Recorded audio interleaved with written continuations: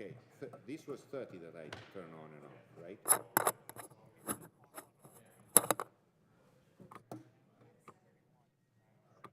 Yeah. Yes.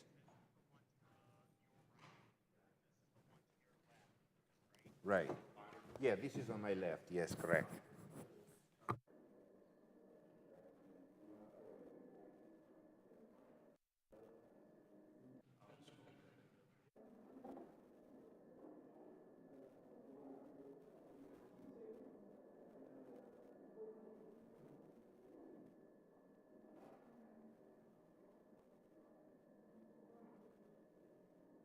I just still open. Okay. Do you have audio?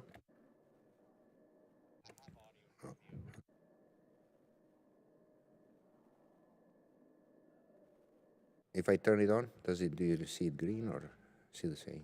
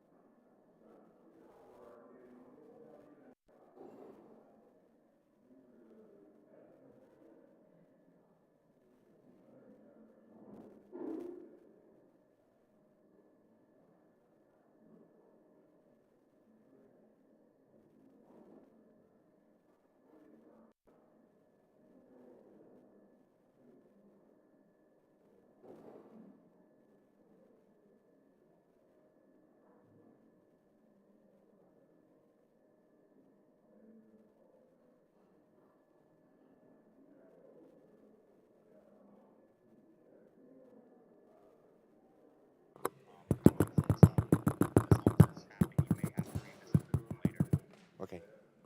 No, I mean, the audio is working.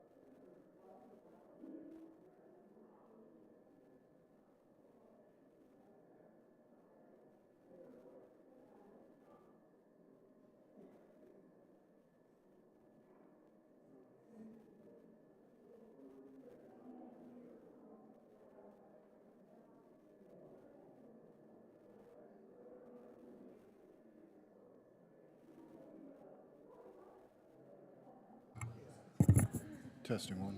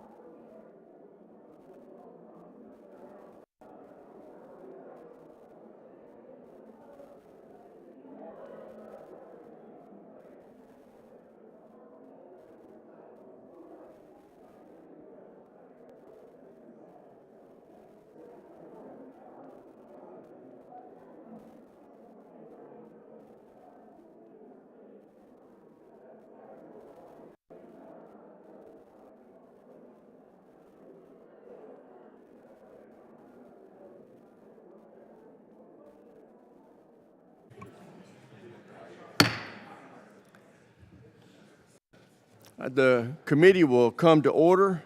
Welcome to our first hearing of the 119th Congress, where we will examine a hard truth. The United States faces the most challenging threat environment since World War II. China is investing heavily in its military and threatening to outpace the United States. Russia's military, despite suffering massive casualties in Ukraine, is rapidly reconstituting. In fact, the Russian army is larger today than it was before the conflict. North Korea has doubled down on expanding its nuclear capabilities, and while Israel has dealt a blow to Iran, the Ayatollah continues to harbor nuclear ambitions.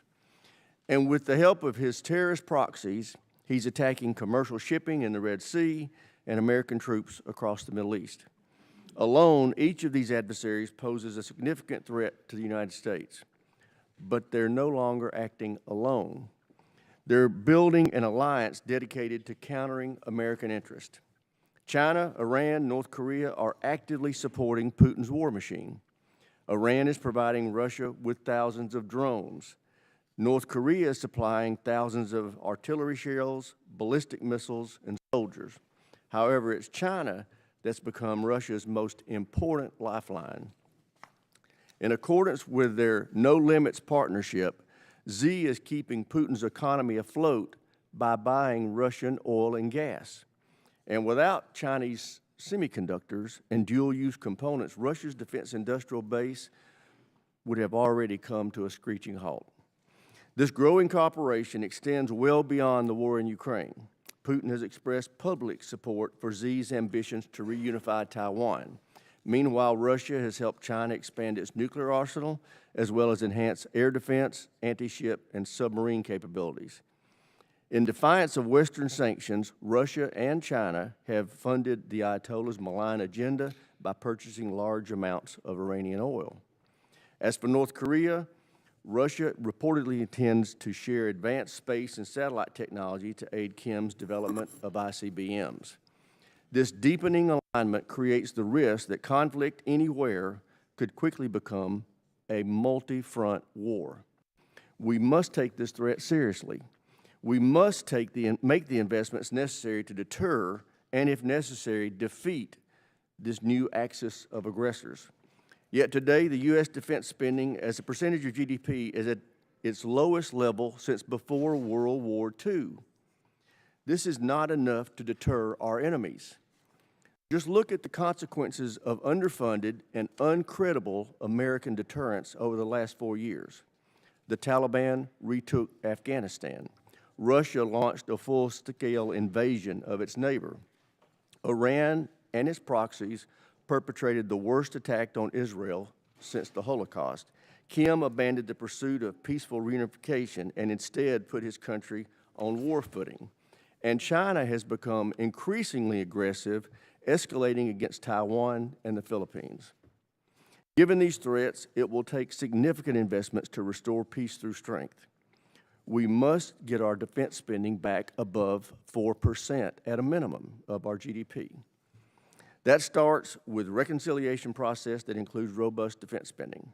Our allies and partners must follow suit and spend more on their own defense as well. The United States cannot and should not face this convergence of threats alone. But just spending more is not the answer. The weapons we are buying cost too much and take too long to get to the warfighter. Every dollar has to be spent smarter. As such, additional investments must come in hand with reforms to field innovation faster, improve efficiency across the DoD. I truly believe we are living through a watershed moment. The decisions we make in the months ahead could be the difference between war and peace. I look forward to hearing from our witnesses on their assessment of these threats and what advice they have for this committee on how we deter them. With that, I yield to my friend, the ranking member, for any opening comments he may have. Thank you very much, Mr. Chairman, and thank you for bringing together this hearing. I think it's a perfect way to start the committee's work this year to really analyze the challenges we face, and I think you laid them out reasonably well. We have a group of adversaries that are coming together with the common purpose, basically, of reducing the influence of the U.S. in the world. There are certainly a lot of differences between Russia, China, Iran, North Korea, terrorist groups like Hamas and Hezbollah and ISIS. But the one thing they all share in common is they would like the U.S. to have less influence in their part of the world or the world in general. And they have found increasingly, as the chairman outlined, ways to work together, even within their differences, to try to accomplish that goal. And I think that's the frame we need to think about this in. We face that challenge from these adversaries because they want to push us out and reduce our influence. And the second part of the challenge, I think the chairman also laid out quite well, and that is how Department of Defense responds to that and how we get better at acquisition and procurement. It takes too long to purchase the systems that we need, because the other big way the world has changed is the rapid pace of changing warfare, and we've seen this in Ukraine. Drones, counter-drone technology, secure communications, disrupting those secure communications. It is a constant 3D chess game. If you're in a conflict, you need to update your systems constantly, quickly, and efficiently. The Pentagon is not built for that. Members of this committee who were on here before have heard me often, cite an article in Foreign Affairs from about, 6 months ago now, that talked about how the Pentagon was built to be the 1950s Ford Motor Company. And that's great, but what they need to be is the 2022 Apple. Okay, an innovative technology company instead of a process-oriented company. Improving efficiency and effectiveness at the Pentagon is absolutely crucial. The chairman is right. More money alone isn't going to solve the problem. Whenever any group comes to me and asks for more money, which is just about every single day, by the way, my response is, what are you doing with the money you got? And if you can't answer that question, it doesn't really bode well for what you're going to do with any more. So it's really important that the Pentagon gets to a more efficient and effective place. And, the much talked about DOGE could be a positive in this regard. They could go into the Pentagon and make it more efficient and more effective. And I would urge members of this committee to make sure that they do that instead of engaging in personal loyalty tests, personal vengeance. That's not going to help anything. We've got work to do. And then when you look at what the U.S. response should be broadly to this, I have concerns, and I'm really interested to hear what the witness had to say about that, that we're still basically on the post-World War II mantra of we want to dominate. Okay? We have all these adversaries. We, the United States, have to be big enough, strong enough, and powerful enough, I guess, to bring them to heel. I don't consider that to be possible in the world we face right now. China is a pure competitor with us, unlike anything the Soviet Union had, because they got a strong economy. They're also building up their military, but their economy is strong. Plus, they've got the partners that we laid out. We're not going to be able to meet this alone. So the partnerships are going to be crucial. There has been much denigration of our allies recently. We're getting a bad deal on NATO. We're getting a bad deal on South Korea. There's a fundamental misunderstanding that the alliances that were built post-World War II were, yes, dependent on a disproportionate amount of U.S. military support, okay? But what isn't understood is we benefited from that more than any other country in the world. We have been the most powerful economy the world has ever seen for 80 years because of the stability that brought. Let us not toss those alliances aside because we think they're not doing enough for us. We have to figure out how to make those alliances work as we go forward. And we also have to have a principle, because there's another big part of this, what I like to refer to as the undecided vote. As we try to exercise our influence, Russia and China are also trying to spread theirs, the BRICS countries, their ability to try to create an economic alternative to the U.S. level of dominance. Their ability to succeed on that is going to be dependent upon countries like India and Brazil and South Africa and elsewhere. Are they going to align with them, or are they going to work with us? We have to understand their interests in doing that. And one key part of this is the notion that the U.S. believes in sovereignty. We don't believe that Russia should be able to take Ukraine. We don't believe that China should be able to grab territory from a half dozen different countries. So it is a problem when the President of the United States talks about taking Greenland and Panama and Gaza and the Canada one I still don't fully understand. But when you talk about that as well, it seems to say, hey, what's the American message? Might makes right. If you want it, go get it. That is not a message that's going to accrue to our benefit in the world. So I hope we will consider all of that as we try to figure out how to meet the two huge challenges. One, a world in many places that is uniting against us, and a Pentagon that is not up to where it needs to be to build the equipment we need at the scale and pace that is necessary to put us in the best position to meet our defense interests. With that, I look forward to the witness testimony and to the questions. Thank you. I yield back. Thank the ranking member. I'd now like to introduce our witnesses. First, we have General Jack Keane, the chairman of the board of the Institute for the Study of War. He's also a former four-star general who served as the Army's Vice Chief of Staff. We welcome Dr. Mara Carlin, is a professor at Johns Hopkins School of Advanced International Studies. She has served in numerous senior roles at the DoD, including as Assistant Secretary of Defense for Strategy, Plans, and Capabilities. Welcome both.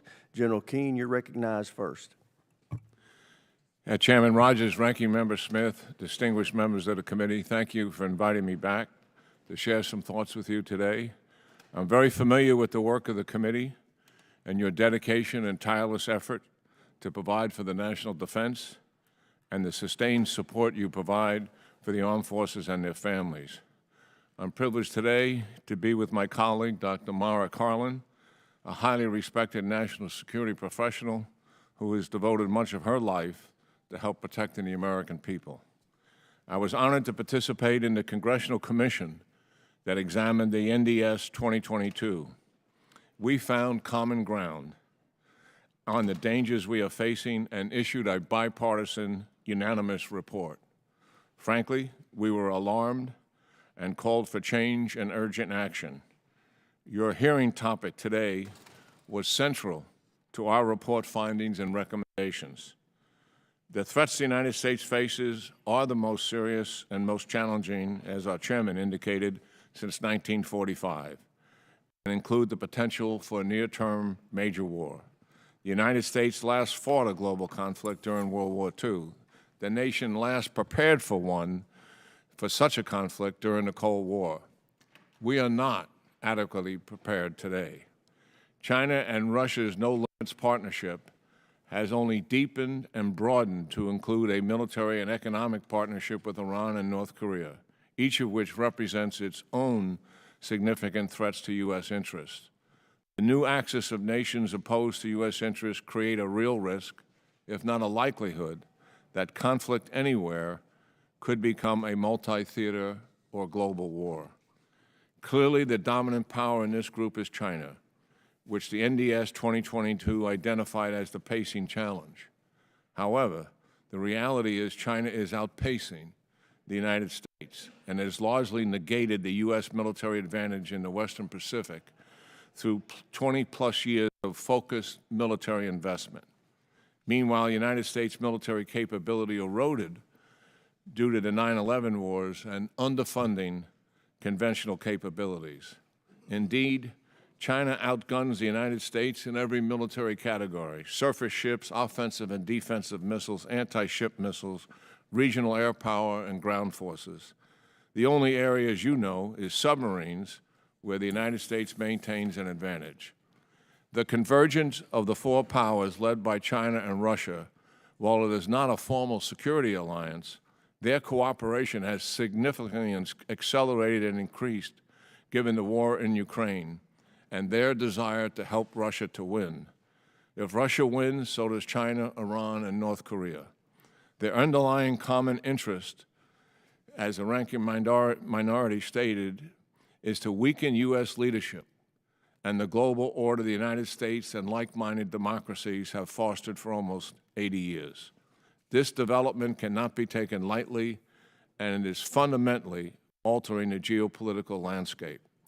This group has assisted each other in overcoming international sanctions, have bolstered each other's military capability, and fostered support for each country's sphere of influence.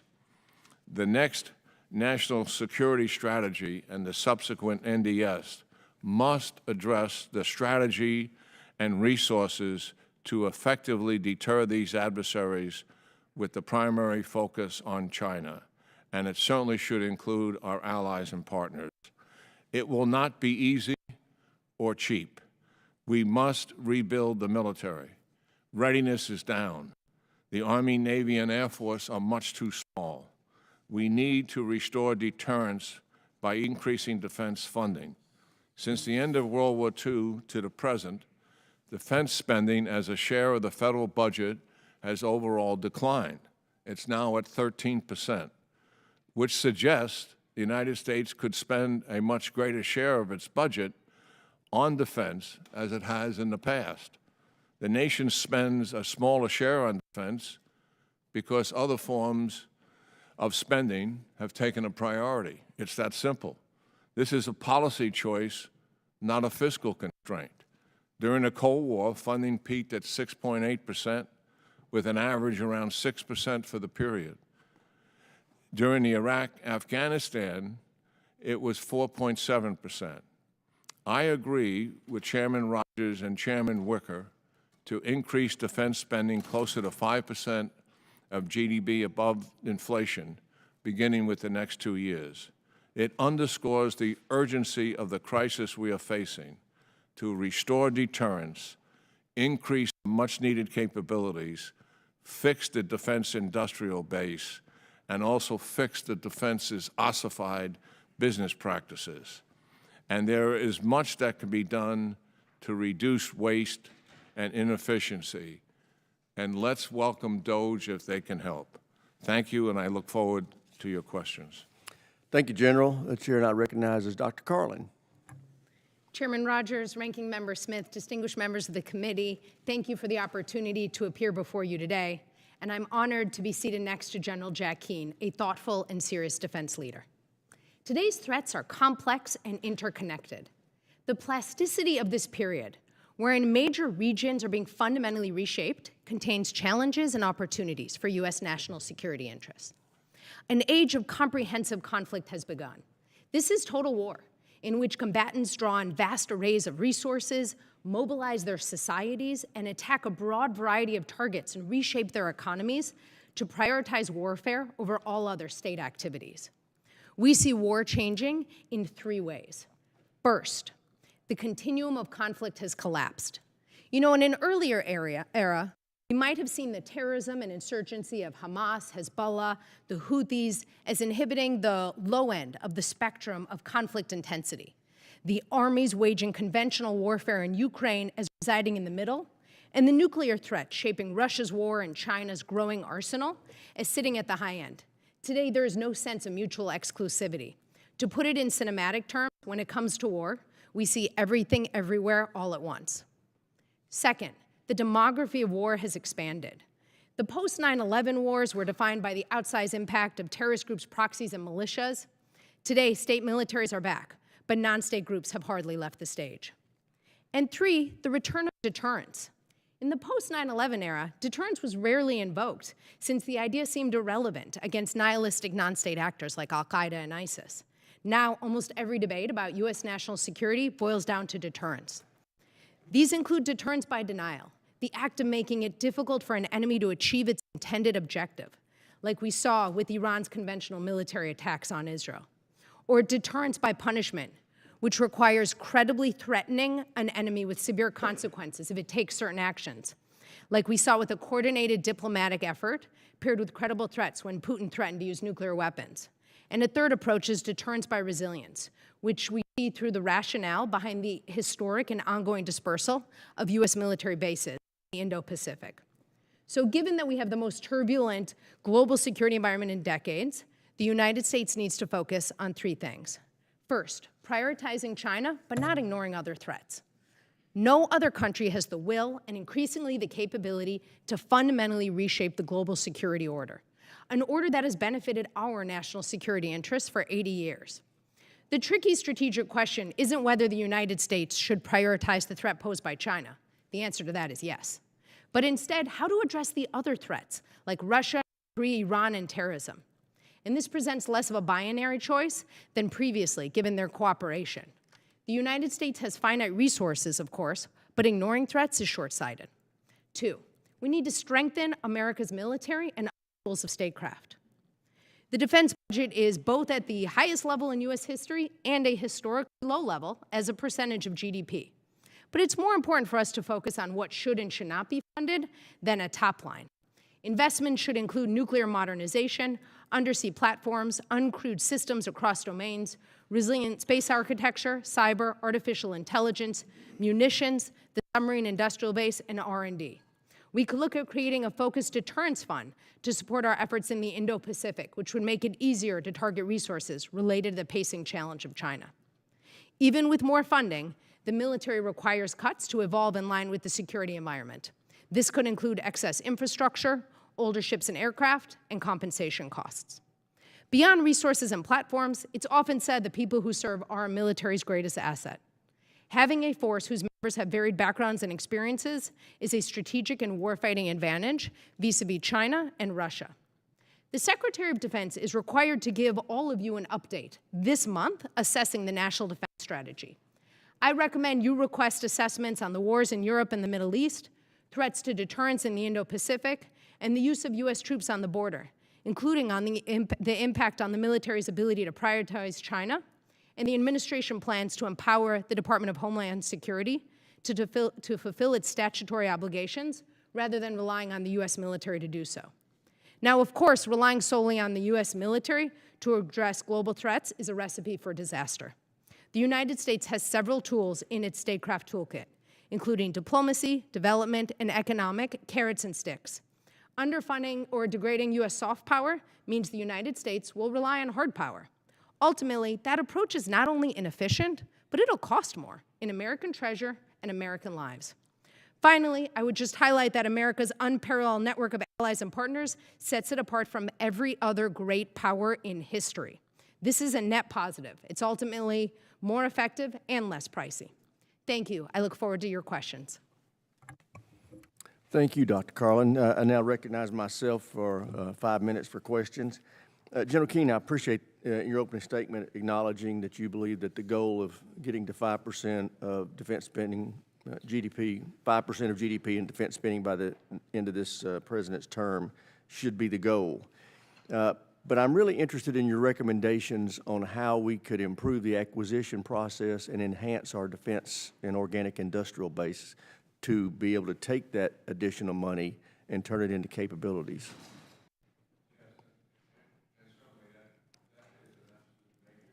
Your microphone. Excuse me, and certainly that is a major challenge that we're facing. I mean, we know we have workforce issues out there. We got global supply chain issues. But as I think many of you saw what the Reagan Institute published, you know, when Ronald Reagan did that much talked about and successful buildup during the Cold War, he was moving from a capacity that was very different than we have today. At that time, we had 51 Tier 1 defense organizations. We're down to 5 today. And that collapse took place as a result of the end of the Cold War back in the early 90s and the so-called peace dividend. Everybody was for it, and when I'm not relitigating those issues. But that consolidation and collapse went too far. And also the cut in the military, which was on average about 40%, went too far. And we know that because we found ourselves fighting 2 wars sequentially in Iraq and Afghanistan, as opposed to #1 superpower being able to handle both of them at the same time simultaneously. We couldn't. We didn't have the land forces to do it. So here we sit now with a major challenge on our hands. As I indicated, China is outpacing us in just about everything.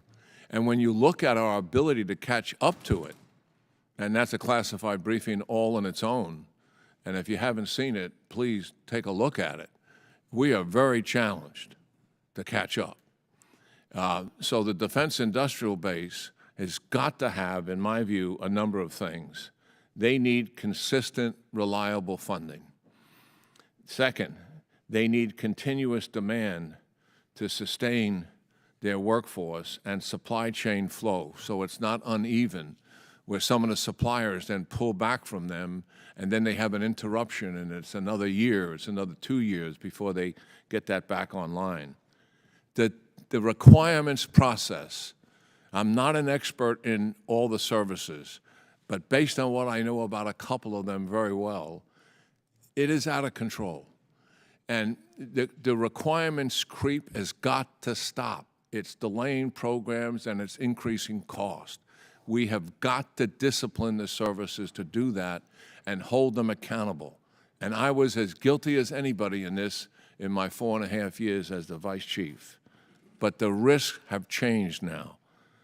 We have got to accept risk in our business practices in the Pentagon. This business of avoiding zero tolerance for error has got to stop.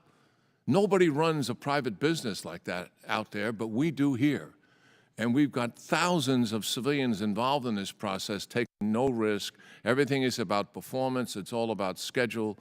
And we have got to stop over-testing. And that is fundamental to the preposition that we have to take as much risk out of this process. You know as well as I do, Mr. Chairman, multiple secretaries have looked at this process. We've got to finally come to grips with fixing it. And the defense industrial base is a good place to start. Our business practices inside the Pentagon is also, it's much needed. We can't kick this down the road anymore. And I agree with the comments that have been made. It's not just about the increase in funding, it's how we spend the money. Because if we don't fix the process, then we're going to squander some of the taxpayers' dollars like we've done in the past. We got to end it. And we need your cooperation here, to be frank about it. We have a generation of continuing resolutions. Gentlemen, ladies, it's got to stop. That handicaps the services. It means less money, and it also delays programs. If the services come to you with a program they need to get rid of because it's a legacy system that's no longer relevant. Many are relevant, but a lot are not. If it's in your district and in your state, we got to let it go. We can't keep fighting the services over it. The risk is too great. We got to stop it. We can afford that in peacetime with no major threats. But the barbarians are at the gate here, all right? We got to stop it. And you have to open the aperture wider so the services can go out to the non-defense commercial industry and buy bulk. For example, if you leave the Army program of record to itself, they'll get less than 100 drones this year. What they need is about 20,000. But they can't go get that because it's not a program of record. And to get a program of record like that, it would likely take a few years. The Ukrainians built 1.4 million drones inside Ukraine this year. Next year, they're targeted on 4 million. Inside Ukraine, obviously with U.S. startups and with European startups. But if they can do that, we got to find our process. We have the industry that can support it. Yeah, and I can assure you that the ranking member and I are in complete agreement. This is a top, in fact, the top priority for this committee this year's NDAA is to deal with that acquisition and infrastructure and process and reform it, as well as getting defense spending up. I recognize the ranking member. Thank you. Well, first of all, I want to do a little amen and hallelujah to requirements and CRs, okay? If this committee does nothing else, if we can somehow accomplish passing our appropriations bills on a regular basis, remember October 1 is the goal, and now we're headed into the middle of March. I'd settle for December 1, okay? If we just do that, huge accomplishment. And the second, on the requirements, you articulated it better than anyone I've heard. And I get it. You could always do a little bit more. You could do this, you did. But it has reached just an absurd point. I remember, I was touring LCS when they were refurbishing it and talking with the workers on it. One of them said that there are 1,200 pages of requirements for how to paint the portion of that ship that's below the waterline. 1,200 pages of requirements to do that. I mean, just reading the damn thing is going to cost how many man-hours before you figure out how to do it. So figuring out how to get after the requirements is crucial. Dr. Carlin, I want to ask just a provocative question about China. It seems unlikely that we are going to defeat China in any sort of meaningful sense of the word. They are a global power and economy, and yet that seems to be a lot of the focus of our efforts. Economic, we got to build our military strong enough to be able to beat them. Am I wrong that that is an unrealistic objective? Or if I'm right, what is a more realistic way to look at how we should confront the challenge that China presents? Thank you very much, Ranking Member Smith. Unlike, I would agree with you that it's unlikely we're going to defeat China. I think your microphone needs to be turned on. Sorry about that. I would agree with you, Ranking Member Smith, that it's unlikely to defeat China. It also isn't necessary, right? What makes a lot more Agreed. sense is to deter China. And you had said about we, and I would just suggest that our we has a really wide aperture. Right now, China does not want a war with the United States. It definitely doesn't want a war with a whole bunch of our allies around the Indo-Pacific, our allies around Europe, who've gotten increasingly nervous about China's irresponsible behavior as well. So the key is to deter China, to show China today's not the day, that their approach to upending the international rules-based security order doesn't work and isn't going to be profitable. That's one aspect of that. If we're not going to defeat them, if we're going to deter them, we also have to figure out how to coexist with them. And what's some advice in terms of a policy approach to diplomatically figure out how to coexist with China? You know, when we look at history with countries that we haven't gotten along with, the Soviet Union's a great example, we always maintained talks with them. Even if those talks were folks reading talking points to one another, that was really important. It helped us understand how are they seeing threats, what's their understanding of escalation. And so we can't ignore China. There are areas to cooperate. The most sort of minimum areas to cooperate, I would suggest, would be having regular talks with them about how we understand threats, particularly threats around the Indo-Pacific. China has a historic modernization and diversification of its nuclear arsenal, and right now we have exactly 0 talks with them on that. We should be pressuring them on that. We should be publicly highlighting that they don't want to have those conversations because, frankly, that's really dangerous for the world if we have a relatively new and incredibly strong nuclear power not willing to discuss how it's thinking about its weapons and its doctrine. Yeah, absolutely. And just quickly, because I don't have much time left here, I'm also curious about how we strengthen our partnerships and alliances and build off of the AUKUS success. When we talk about everything we need to build, we can't build it alone. We need to better partner with people. And one of the key aspects of AUKUS is trying to get through some of the restrictions on that cooperation. Just for both of you in the limited time we have left, what else can we do to strengthen the ability of our partners to help manufacture the equipment that we all need? Absolutely. So it's in our interest, right? These allies and partners around regions like Europe and the Indo-Pacific see a lot of threats similar to us. They have their own funds and they want to use them in ways that also make sense for us. So I think about it in terms of the life cycle of cooperation. How can we work together on research and development? How can we work together on using our militaries collaboratively in terms of force management? And how do we build our future militaries together? Look, for countries like the United Kingdom and Australia, it should be very easy for us to cooperate. These countries have stood by us in just about every war that we fought over the last 100+ years. We don't need to kind of have unnecessary regulations on them. Great, thanks. And I'm out of time. I apologize, General Keane. I yield back. Chair now recognizes the gentleman from South Carolina, Mr. Wilson.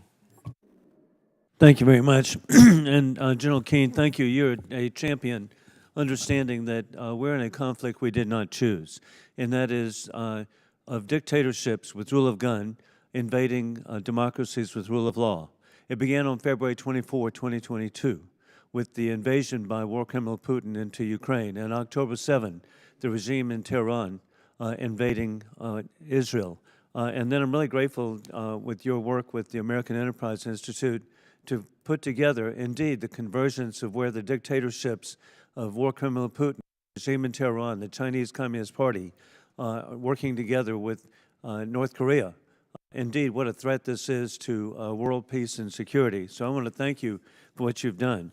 Also, General Keane, what an extraordinary opportunity we have, and that is that Iran's network of proxy groups are showing signs of weakness, as we see with the overthrow of the Assad regime just a month and a half ago, how exciting that was to see his regime go under, and also the success of Israel, Prime Minister Netanyahu, his success in going after Hamas and Hezbollah.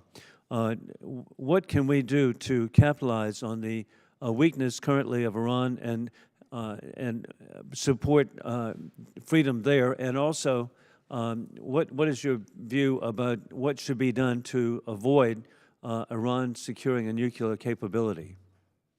Yes, thank you, Congressman. Yeah, what's taken place in the Middle East certainly was an overreach on the part of Hamas and Iran in that sense in terms of strategic failure. They obviously had some tactical success on October the 7th, but give credit to Prime Minister Netanyahu and his dogged determination to finally do something about this. Certainly they were surprised and at fault for some of the things that took place on October the 7th, but their response has been nothing short of remarkable. As we have seen, Hamas militarily as an organization has been decimated. There's still thousands of fighters there, and they're still in control of Gaza. What happened to Hezbollah is much the same. They had to withdraw tens of thousands of Hezbollah out of Syria, which led to the collapse of the Assad regime. And we know full well that Iran desperately wanted that strategic platform if it ever intended to dominate and control the Middle East. That is why tens of thousands of Hezbollah and other militias became the ground force to sustain Assad as ground military, which was not very effective. That is why Qasem Soleimani got Russia to come in 2015 because of the inadequacy of Assad's air power and sustain that regime when the opposition forces were gaining ground once again. This has been a major strategic platform, and they have lost it. Iran has never been back on its heels as much as it is today in the 44 years of its history. And I agree with Prime Minister Netanyahu and where the president is on this. There is an opportunity here to stop them once and for all. They want a nuclear weapon. Why? Preserve the regime. It's that simple. And we have the opportunity to make certain for a fact now that that doesn't happen. You can use coercive diplomacy and make it them that an Israeli strike supported by the United States is an alternative. But you can dismantle this program with verification by the United States and other inspectors, to include UN inspectors, by a date certain. Or we'll dismantle the nuclear enterprise ourselves. We know that Iran's conventional military is weak, and their ability to defend the regime against an air attack, they're extremely vulnerable as a result of the Israelis having achieved deterrence over Iran. We cannot pass up this opportunity. It is right in front of us. The regime is weaker than it's ever been. The people are frustrated, as you all know, and we've been talking about regime change driven by the people for years. It is all of the intelligence services are telling us that it is much closer than it's ever been. So we should seize this opportunity and not pass it up. And we can't get into kind of a diplomatic negotiated effort where the Iranians pull what they've always pulled, delay, deny inspections and the rest of that. It has to be a date certain verification or the alternative. They are back on their heels. We need to finish this once and for all. Thank you very much, and I'm just so grateful for your service. Thank you, Mr. Chairman. Thank the gentleman. Chair now recognizes the gentleman from Connecticut, Mr. Courtney. Thank you, Mr. Chairman, and thank you to both witnesses today for your thoughtful testimony. Dr. Carlin, again, it's great to see you on the table again, and again, just want to compliment you for the great work that you did in terms of the creation and implementation of AUKUS. Again, this committee codified in 3 consecutive National Defense Authorization Acts in 2023, 24, and 25, different provisions that are now in law to execute AUKUS. So, for example, for the first time in history, we're selling nuclear-powered submarines to Australia. We also implemented long overdue reform of defense export controls, which Mr. Smith just referred to. And also the execution of a direct financial investment by Australia of $3 billion into the U.S. submarine industrial base. Investment by another country in the U.S. was such a novel sort of idea that we actually had to pass a law to allow the Treasury Department to accept payment from Australia. And as a result of those authorities, we now have joint training at Groton Submarine School with Aussie sailors and officers. It's in its 2nd year. They're now serving on board Virginia-class submarines. Aussie shipyard workers are doing repair and maintenance work on U.S. subs in Hawaii and Guam. And last Friday, Richard Marles, the defense minister for Australia, was in D.C. and formally transmitted a deposit of $5 million out of that $3 billion, which and had a good meeting with Defense Secretary Hegseth. On Sunday, Australia got blindsided by the announcement that they were going to be part of the 25% tariffs on steel and aluminum. And I say blindsided because we have a trade surplus with Australia. We export more to Australia than they export to us. We've had a free trade agreement with Australia since 2002. There's no tariffs that are in place right now. And at a time when, again, they are making direct financial commitments into the U.S., the total cost of AUKUS, which they have kind of budgeted for over the next 10 years, is $360 billion. This is a country whose population is less than the state of Texas. So again, as somebody who, again, was part of this collaborative effort, and again, I would note that the Prime Minister actually had a conversation with President Trump on Tuesday, which both sides described as a good conversation. And the President said he is going to give serious consideration to carving out or exempting Australia from the tariffs, again, primarily because we have a trade surplus with them. Could you talk about the strategic argument for taking that action by President Trump?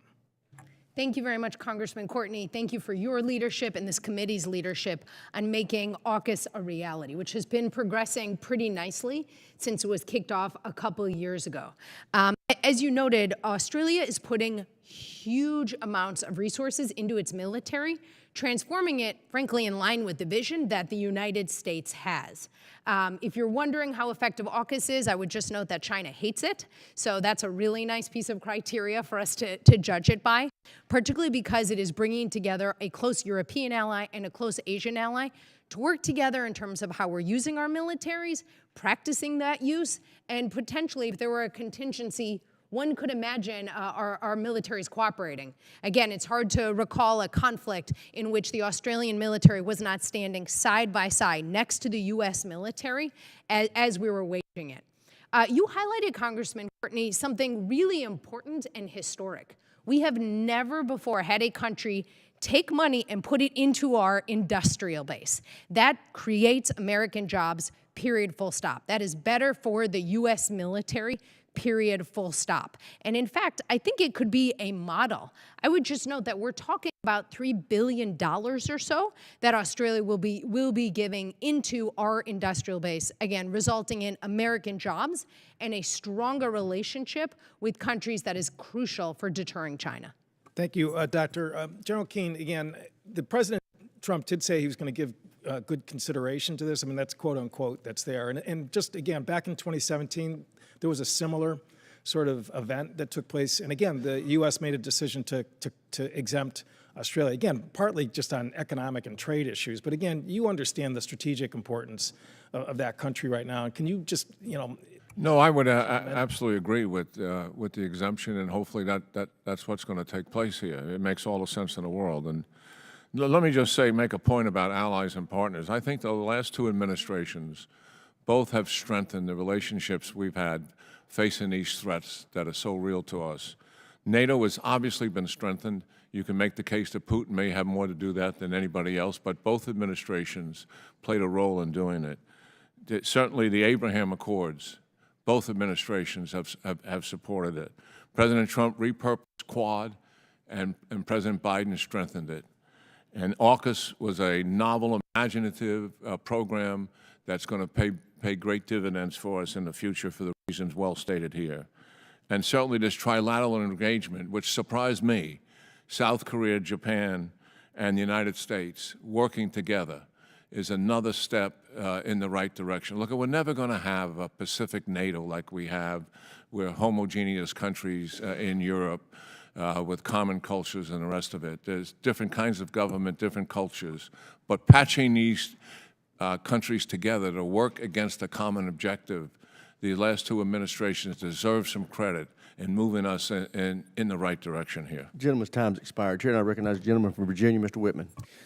Well, thank you, Mr. Chairman. General Keane, Dr. Carlin, thanks for joining us today. General Keane, I want to start with you. We talk about the effort of deterrence. Where I see the world today is very much where it was in 1938, with building axes of evil, with China being the center of that universe. And as we look at what China's doing, You know, our intelligence agencies show that they spend north of $700 billion annually on their defense.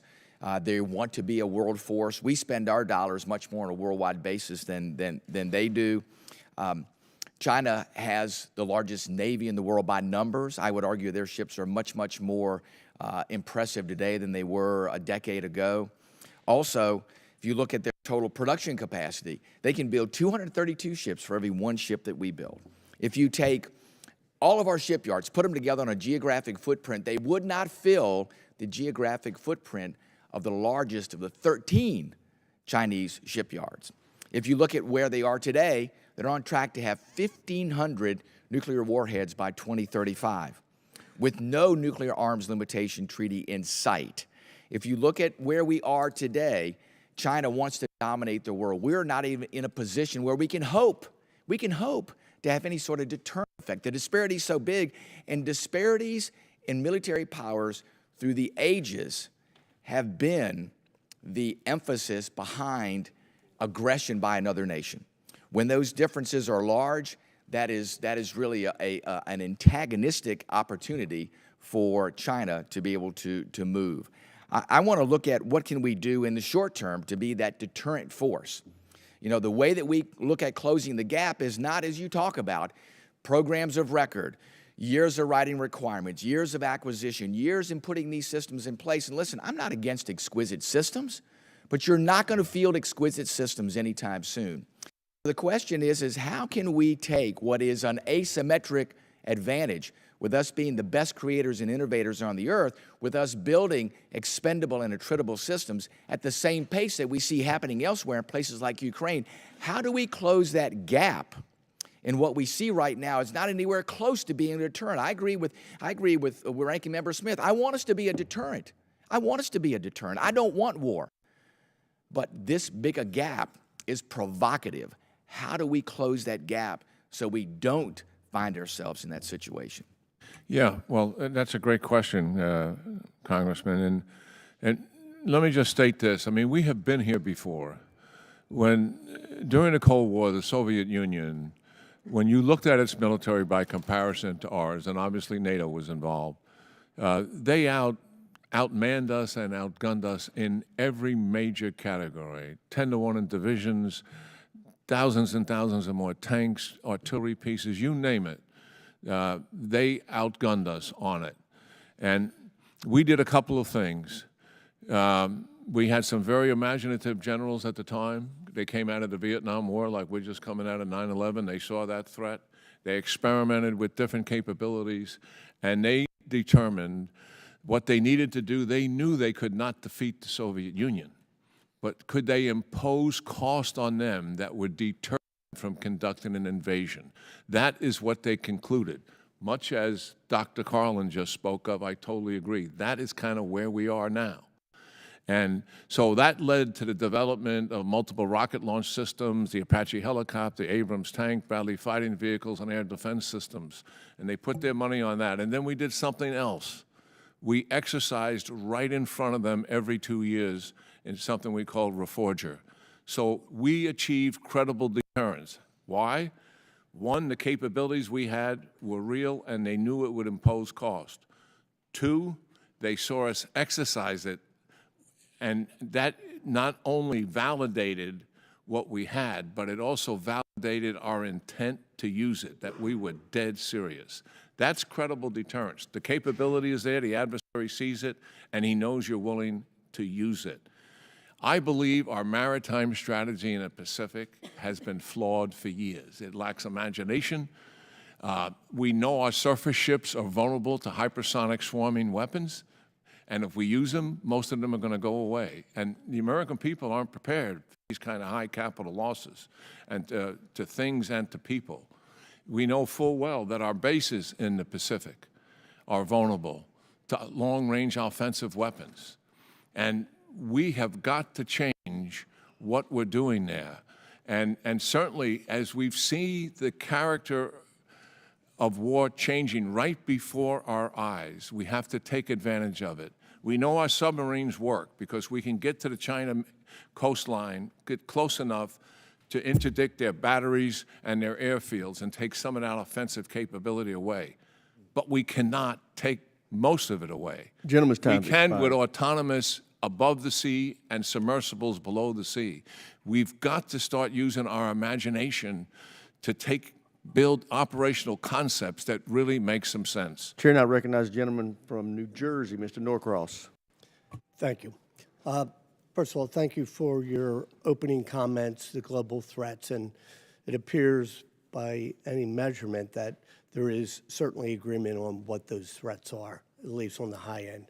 But following up on Ranking Member Smith's conversation of do we defeat a China, my question is a little bit different on that. How do we drive a wedge? How do we keep this convergence or this excess of aggression from forming even stronger? So if we go back 5 years, it was very different. How do we drive that wedge from it continuing to progress the way it is? Why don't we start with you, Dr. Carlin? Thank you, Congressman. I think that's exactly the right question to ask, because there are ceilings and limits to these partnerships, and there's also opportunities in them, right? So General Keane highlighted about how the Russians weren't able to save Syrian President Bashar al-Assad over the last year the way they had for many, many years. That turned out to be a pretty good opportunity for the Middle East, and particularly for the people of Syria.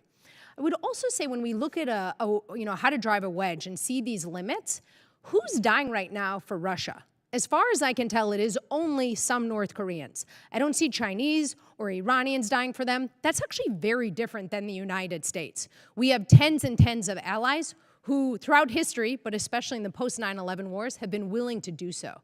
So I think highlighting those sorts of wedge issues can be really worthwhile, showing that, showing the Russians that actually this partnership with China isn't worth all that they think it is, or this partnership with Iran, that it has some real challenges as well.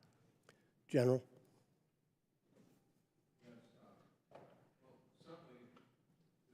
Microphone. The military aspect of this we've discussed. All the elements of national power have got to come into play here. And obviously we're competing with them economically, diplomatically, technologically, militarily, and geopolitically. We are making good progress, I believe, geopolitically with our allies and partners in the region. But there's more that we can do there. Technologically, I believe certainly that our democratic capitalism can beat their state capitalism, that we can outthink, outwit, and out-innovate these guys over time. And we have to unleash our commercial sector here to help us do just that. We don't have to take a back seat to what is happening there. We know that they're economically challenged. And when they are exceeding what we believe is prudent in the region, we have to deal with that. We have to have a strategy to deal with their gray zone operations. You know, they have moved from just 4 or 5 years ago, a few hundred interdictions of Taiwan's air defense identification zone to 1,700 last year and 3,000 in the past year. Have a counter strategy to deal with that. And I agree with talking to China, and I believe the President of the United States wants to continue to do what the previous president did in talking to China. But they have to clearly know also where the prohibitions are. And we should be very unequivocally clear to them about what those are. Yes, there's much we can do, and we have to use all the elements of national power to do that in concert with our allies. Thank you, and I yield back. Chair now recognizes the gentleman from Tennessee, Dr. Desjardins, for 5 minutes. Thank you, Mr. Chairman. General Keane, I had a few questions for you on Ukraine, but first I'd like to submit for the record an article written by our witness, General Jack Keane, that was in the Washington Post last month, titled, "America Must Continue to Arm Ukraine Without American Tax Dollars." Without objection, so ordered. General Keane, in this article, you suggest that Ukraine should transition from an aid recipient to a defense consumer, potentially leveraging its natural resources as collateral for U.S. weapons purchases. Your article seems to already have made an impact here in Washington, with President Trump offering something similar last night. Can you expand on how the U.S. can help facilitate this transition from recipient to defense consumer, and what role can American industries play in helping Ukraine to develop these assets while securing its defense? Yes. Yeah, the basis for that with Mark Thiessen, who's a brilliant journalist, is watching the debate that took place in this country for 6 months over whether to continue to support Ukraine. While there was some opposition over ideology and not wanting to be involved in something like that in Europe, most of the opposition really had to do with funding. And it occurred to us, let's take the American taxpayer out of this equation.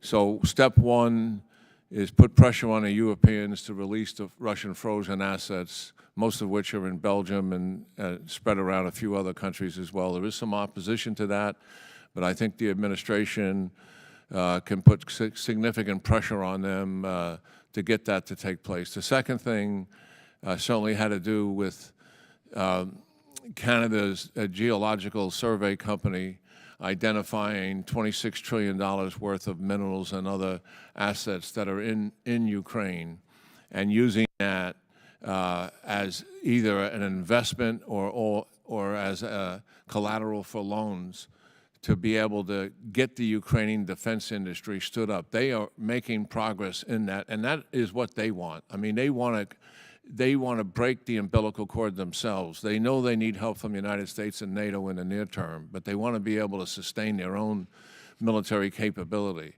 And believe me, they have built one of the most powerful militaries in Europe today. So that's where they are. And you're right, President Trump is talking about making a deal with Ukraine to repay through investment purposes the money that we have paid out to Ukraine and the money that we would likely pay out in the future. So yes, there are real opportunities here to do that, and the Ukrainians are to building their own defense industry, and it's something that we should assist them in doing. And I mean, the foreign military funding that we do through the State Department, and we've given out $11 billion in loans to Poland, $4 million in loans to Romania, $2 billion in loans to Taiwan. To do what? To help build their own defense capability. And certainly we can do that with the Ukrainians. And now we know for a fact they can pay those loans back. So there's a good news story here, I think. And then hopefully the administration will pursue it aggressively. Okay. And in the last minute, let's shift to Iran for a minute. We touched on it briefly, but you previously noted that Iran is very, very vulnerable at the moment, and they know it. Given this vulnerability, what specific measures, economic, militarily, or diplomatically, should the U.S. and its allies take to exploit these weaknesses? And on the flip side of that, what risk do you see allowing Iran's vulnerability to persist without stronger action? Yeah, well, I think the administration is moving rapidly to return to imposing sanctions on Iran and close the loopholes that clearly exist. China is obviously buying their oil at discounted prices, and we've never if my numbers are correct, we had them down to something like 200,000 barrels, and then they got up to millions now under loosening up the sanctions on the Iranians. There is ample opportunity economically to suppress them. We know that gets their attention.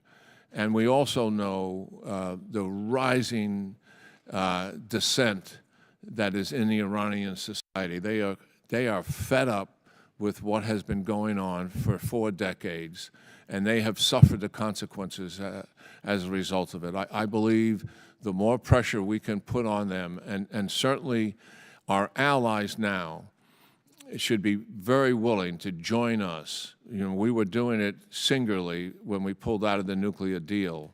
back in 2018. Gentleman's time's But our expired. Chair, and I'll allies would recognize the should be gentleman from willing to help us Massachusetts, with it as Mr. well. Moulton. Thank you, Mr. Chairman. General Keane, would love to ask you a couple quick questions as I'm over here. Thanks. You're a mentor to General Petraeus, who's one of my mentors, and appreciate your long history of service to the country. I think one of the most important things that you've said to us this morning, speaking to members of the House Armed Services Committee in Congress, is that we've got to stop supporting parochial projects for our districts. And there's a long history of that on this committee. You know, members from Wisconsin reporting the Littoral Combat Ship, a ship pretty misnamed when it was not certified for combat. Members of Congress from Arizona supporting the A-10 long after the Air Force said we need to get rid of it to make more room for more modern aircraft in our budget. And untold numbers of carriers and surface ships that, as you described, will be eviscerated by the Chinese Navy in the Pacific that keep getting supported by members that represent shipyards around the country. I'm curious about your take with, if I was a Marine lieutenant, only made it to the rank of captain, didn't get very far up like you did. But if I were stationed on the beach in Taiwan and I had two options, a $13 billion brand new aircraft carrier at my disposal, or the number of drones that I could buy for the price of that aircraft carrier, which if you paid $20,000 would be about 650,000 drones. If you were that lieutenant, which would you pick? That is such an easy choice, Congressman. The drones would be the answer. Listen, eventually, like in every new technology, there will be an effective countermeasure to drones, but that countermeasure is not here. I mean, it's being experimented with, it's microwave, it's directed energy, and the rest of it. But right now, drones dominate. I mean, I just took a briefing. I was in Europe on Ukraine and Russia and the use of drones. I mean, battalions alone are using 400 drones in the air at one time. You can use a $5,000 drone to kill a $5 million tank. And yet we're still selling a lot of $5 million tanks to Poland. Yeah, it's not just in the Pacific, it's everywhere. We've got to get our allies and partners to catch up here. The reality is, as I mentioned, the submarines offer us stealth to get close. Well, so do the drones. Right. Above the sea and submersible below the sea as well. And I've played multiple war games dealing with the most dangerous scenario, the China's invasion scenario. And to stop them, we're not talking about defeating them, but to stop them, it takes about a 10 to 15% change. 15 to 20% impact on them. Those submersibles and autonomous above the sea vehicles could make that 15 to 20% change. And I'll point this out too, General. We have to use our imagination. If you have 650,000 drones, every single one of them that you kill doesn't kill an American or Taiwanese soldier. But you take out that one aircraft carrier and you've got 5,000 souls at the bottom of the Pacific Ocean. How do we get Congress to wake up to the danger they are causing for our national security by not being willing to put parochial interests aside and invest in the military technologies of the future? Well, education, and this committee has been much closer to the issues than any of the other committees, on the House side here, obviously, and you have to educate your peers on this. Let me ask you another question about education. In the Pacific, you talked about the importance of allies and partners. When I go to the Pacific, I was in Vietnam not too long ago, and they talked about what China is doing with their Belt and Road Initiative, offering to build a whole high-speed railway for billions of dollars. We had offered Vietnam one used Coast Guard cutter. What is the importance of State Department funding, of USAID money going to these allies and partners to win over their friendship? Well, I think it's pretty critical. I mean, China does provide economic assistance to gain geopolitical influence, and that's what this is all about, not only in the Indo-Pacific region, but also in the global South as well. And when you ask our partners to stand up and stand together as allies, when you talk about the importance of deterrence and standing by the nations we want to defend against dictators like Xi Jinping and Putin, would you ever say that it's unrealistic for Taiwan to remain sovereign from China? Sovereign in terms of completely independent? Would you ever say it's unrealistic for Taiwan to not be taken over by China? Well, I think the answer is probably obviously no. Right. So I'm wondering why our Secretary of Defense is in Europe right now saying it's unrealistic for Ukraine not to have its territory taken by Russia. I yield back. Okay. Chair now recognizes the gentleman from Nebraska, Mr. Bacon. Thank you. I'm over on the right side over here. I appreciate both of you being here, and I respect you both. My first question is for General Keane. We are spending the lowest on defense since 1940 as a share of GDP, 2.9%.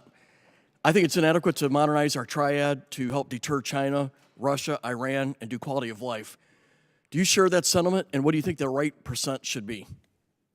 Yes, I do share that sentiment. I really believe, I was on the 2018 NDS, and we believe the funding should have been 3 to 5%. About half of that commission believed it should have been closer to 5%. If we had started it back then, we'd be in much better shape today. Now we have a much greater risk, and therefore we need a much greater sense of urgency to move in the right direction. So I truly endorse what Chairman Rogers and Chairman Wicker want to move towards. And we've got to move towards it with a sense of urgency, with the parenthetical statement that we have to fix our business practices and fix the defense industrial base and how we do business with them and how the Congress does business as well. I echo your sentiments on that. Dr. Carlin, what does Europe look like and Central Asia look like if Russia prevails in Ukraine? And what will be the cost to the United States if Russia prevails, the greater cost in the long run? Thank you for that question, Congressman. It looks pretty ugly, right? I mean, right now we have seen, particularly post-Cold War, a Europe that's largely free, whole, and at peace, a Europe that largely wants to stand next to the United States, cooperate with us economically. If you start to see a Europe that is just riddled with fear that different countries will be the next on the chopping block with Russia, it's not going to be in our national security interest. So this story starts with Ukraine, of course. Right now, Russia occupies about 20% or so of Ukraine, but if it doesn't end there, it's going to be problematic. If I might just note, Congressman, General Keane has mentioned about reforming business practices a couple times, and I know this is an important issue for the committee. I might suggest two things to look at. One, the U.S. Marine Corps has managed to transform and be the only military service to pass a clean audit. Why is that? How did they manage to do that?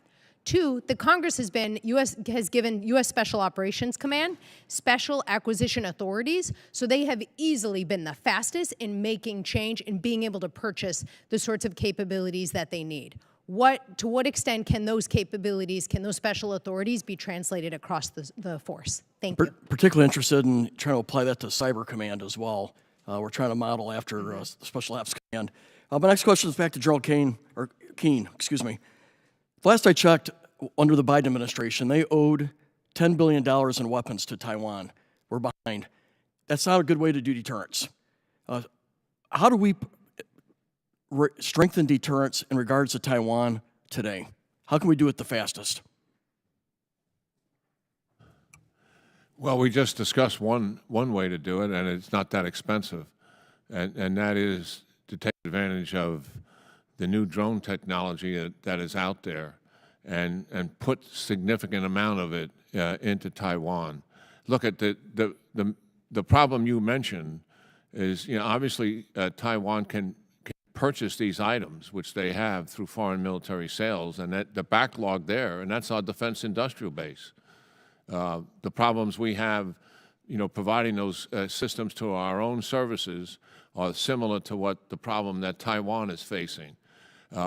And so that system has got to be fixed, and we've been talking about that for some time. But in the meantime, there is much that we can do to strengthen their defensive systems. And I also think we can do considerably more training than what we've been willing to do. And I don't think we have to do it covertly. I think we just tell the Chinese we're going to do this, and these are the reasons why we're going to do it. But yeah, there's much we can do in the near term to help them. And we have to educate them on the changing character of war that is really taking place, so they can appreciate the value in the new technology that is available and what lessons can really be learned. I know they're watching it, but we can help them understand it and even more how to apply it militarily so it has some significant impact. With 15 seconds left, Mr. Chairman, I'll yield back. Gentleman yields back. Chair now recognizes the gentleman from California, Mr. Carbajal. Thank you, Mr. Chairman. And thank you to General Keane and Dr. Carlin for being here today. I bet all my veteran colleagues today wish they were United States Marines with that clean audit that the Marine Corps just came forward with, including especially the Air Force. As you both established in your remarks, the United States is facing a threat environment like we have never seen. Both China and Russia are seeking to increase their influence across the globe, like through China's Belt and Road Initiative. As we all know, the Trump administration decided to freeze all foreign assistance and is attempting to gut the USAID program. Foreign assistance is a critical component of how the United States has built soft power and goodwill with other countries. In fiscal year 2023, with a budget of over $40 billion, less than 1% of the total U.S. budget, USAID provided assistance to around 130 countries. And in fiscal year 2023, some of the top recipients of USAID assistance were Ukraine, Ethiopia, Syria, and Afghanistan, countries that Russia and China want to increase influence in, just to name a few. Dr. Carlin, can you speak to the importance of soft power and the role it plays in maintaining U.S. leadership globally and preventing the influence of near-peer adversaries from growing? And does soft power make hard power more effectively? Thank you very much for that, Congressman. Let me give you a great example. As this committee knows well, we have exactly one U.S. military base on the continent of Africa in Djibouti.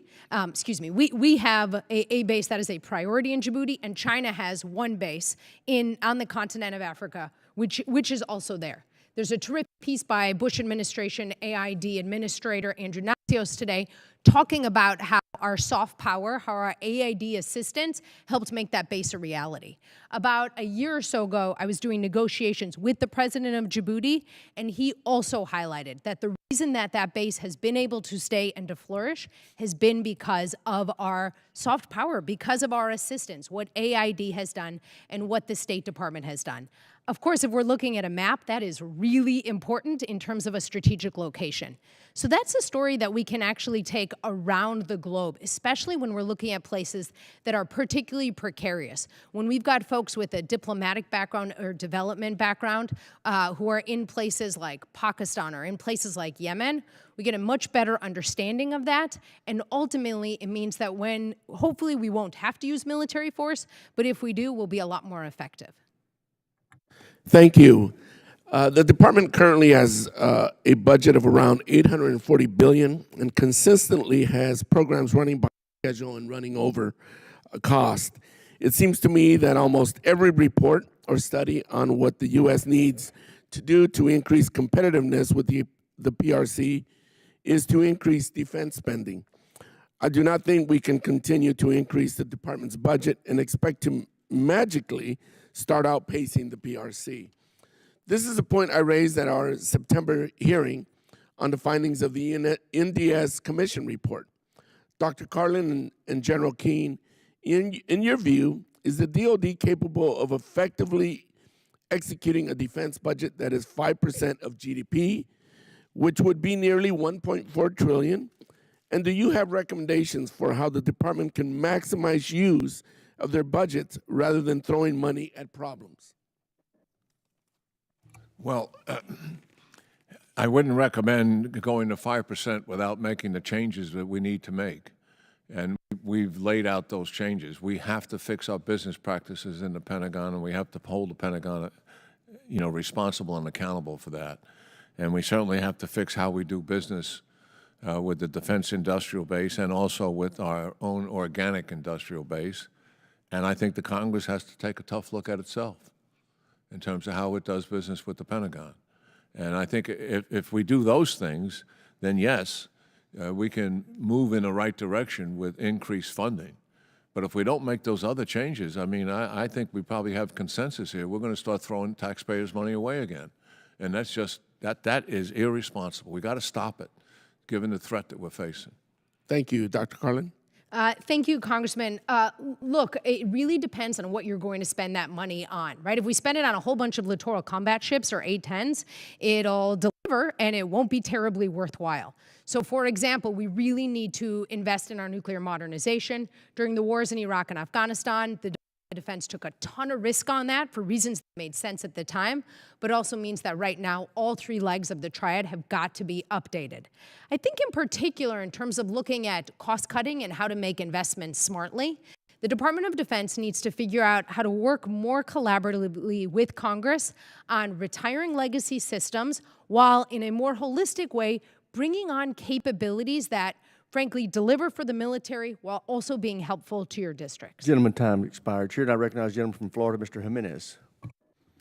Thank you, Mr. Chairman. With regards to USAID, I believe that USAID does spend money to advance American interests, but I also believe that it spends money not to advance American interests. And I think that what's going on right now is just an auditing of that, getting rid of those things that do not advance American interests, and then keeping those things that do advance American interests. And so there is no agency that is sacrosanct, that can't be looked at. As a matter of fact, as somebody who used to run a bureaucracy, I know that bureaucracies get out of hand, and they lose sight of their mission. And then you got to bring them back, okay, and reconstitute them and redirect them to do the right thing. And so that's my view on USAID. General Keane, there's, the word regime change, or the two words regime change, seem to be dirty words, okay? People don't want to hear it. We shouldn't be doing that. I don't share that opinion. As a matter of fact, I believe that when we can, we should turn enemies into friends. And one of the things that we should be looking at right now is seeing what we can do with Iran. If we can turn Iran and we can have regime change, that would be, what would that do to that region, and what would that do for American security interests if we, in fact, were able to change the regime in Iran? Well, the major destabilizing factor in the Middle East has been Iran. Iran and how they decided to go about their business. And it was very novel. They began using proxies in other countries to accomplish their strategic objectives. And they hit the Reagan administration with that in blowing up our barracks, our embassy in Lebanon, and then our embasscy in Kuwait. And so, that General administration King, had never I seen only have anything 5 like minutes. that before. Could you say yes? It would be good. It would be for American. It's in Americans' best interest to have regime change in but to do that also. We have to work with our intelligence agencies. The Israelis, what they do inside of Iran is nothing short of remarkable. Fair enough. In the resistance groups, at just about every single one of their operations that they're conducting inside of Iran covertly are done with the cooperation of resistance groups. So there's a lot of things that we can do to assist this inside of Iran as well, and that the discussion should be, in a closed-door session with our intelligence services as to how we can assist that. But the general pressure that is on Iran and the problems they're having now, they have never had to this degree in the 40-plus years they've been in power. Thank you. Dr. Carlin, do you sense that there is a resistance and or a risk avoidance culture inside the DOD? I think the Department of Defense gets concerned about risks, not least because it's got to use American taxpayer money smartly, and when it fails, the consequences are massive. Massive in what sense? Massive in the loss of American lives, in wars potentially lost.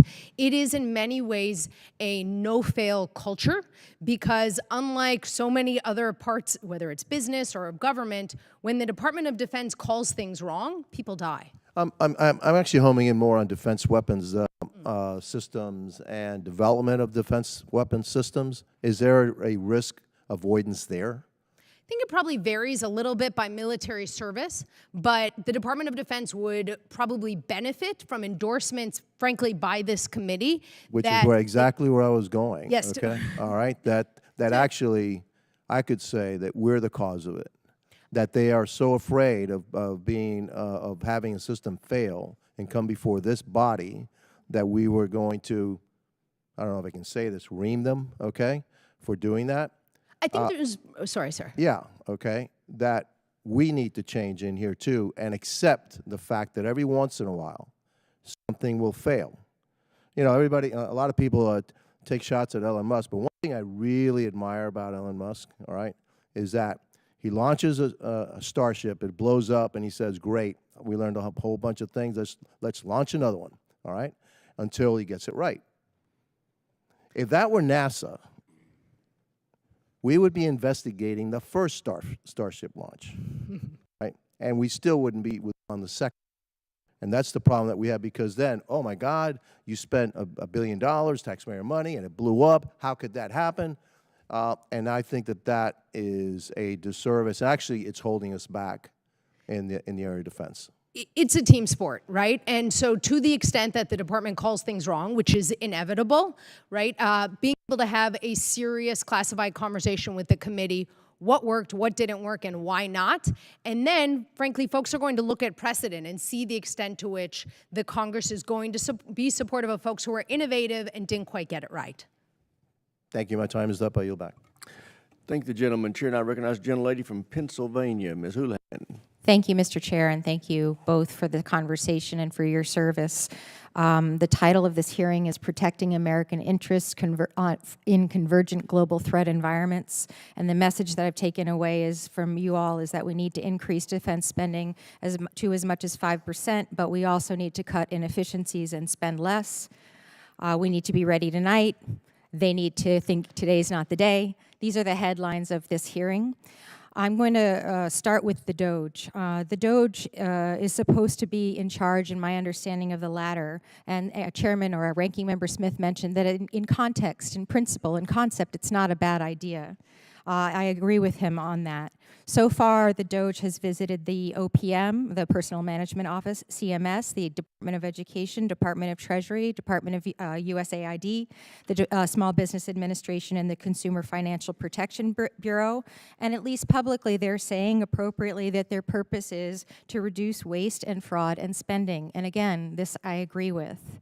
It is said that the Pentagon, the DOD, is possibly next. It is said that as early as next week, they will be visiting the Pentagon. General, do you think that the DOGE, the 20 to 40 people whom you're aware of who are part of this organization, is qualified to do the kinds of things with the DOD that they've done with the Department of Education or with USAID? I've always wanted people who get assigned to the Pentagon, some of them to have come from business backgrounds. When I was asked to be Secretary of Defense by President Trump in the first administration, I couldn't do it for personal reasons and recommended Jim Mattis to him. But I recommended to them also, bring in a business person who's done startups, who's done major turnarounds, who knows how to drive an organization. And General, sir, I don't disagree with you. And I think we need that. And if these people who, I don't know who the DOGE people are. Exactly. But if they have business backgrounds and they can take a look at our business practices here and make some changes that just make sense to them. And sir, with the I'm exception of Elon Musk, I believe these to be largely 19 to 25-year-olds who largely cannot possibly have extensive business backgrounds yet because they're just plain not old enough to have those backgrounds. I'm not going to make a judgment based on their age.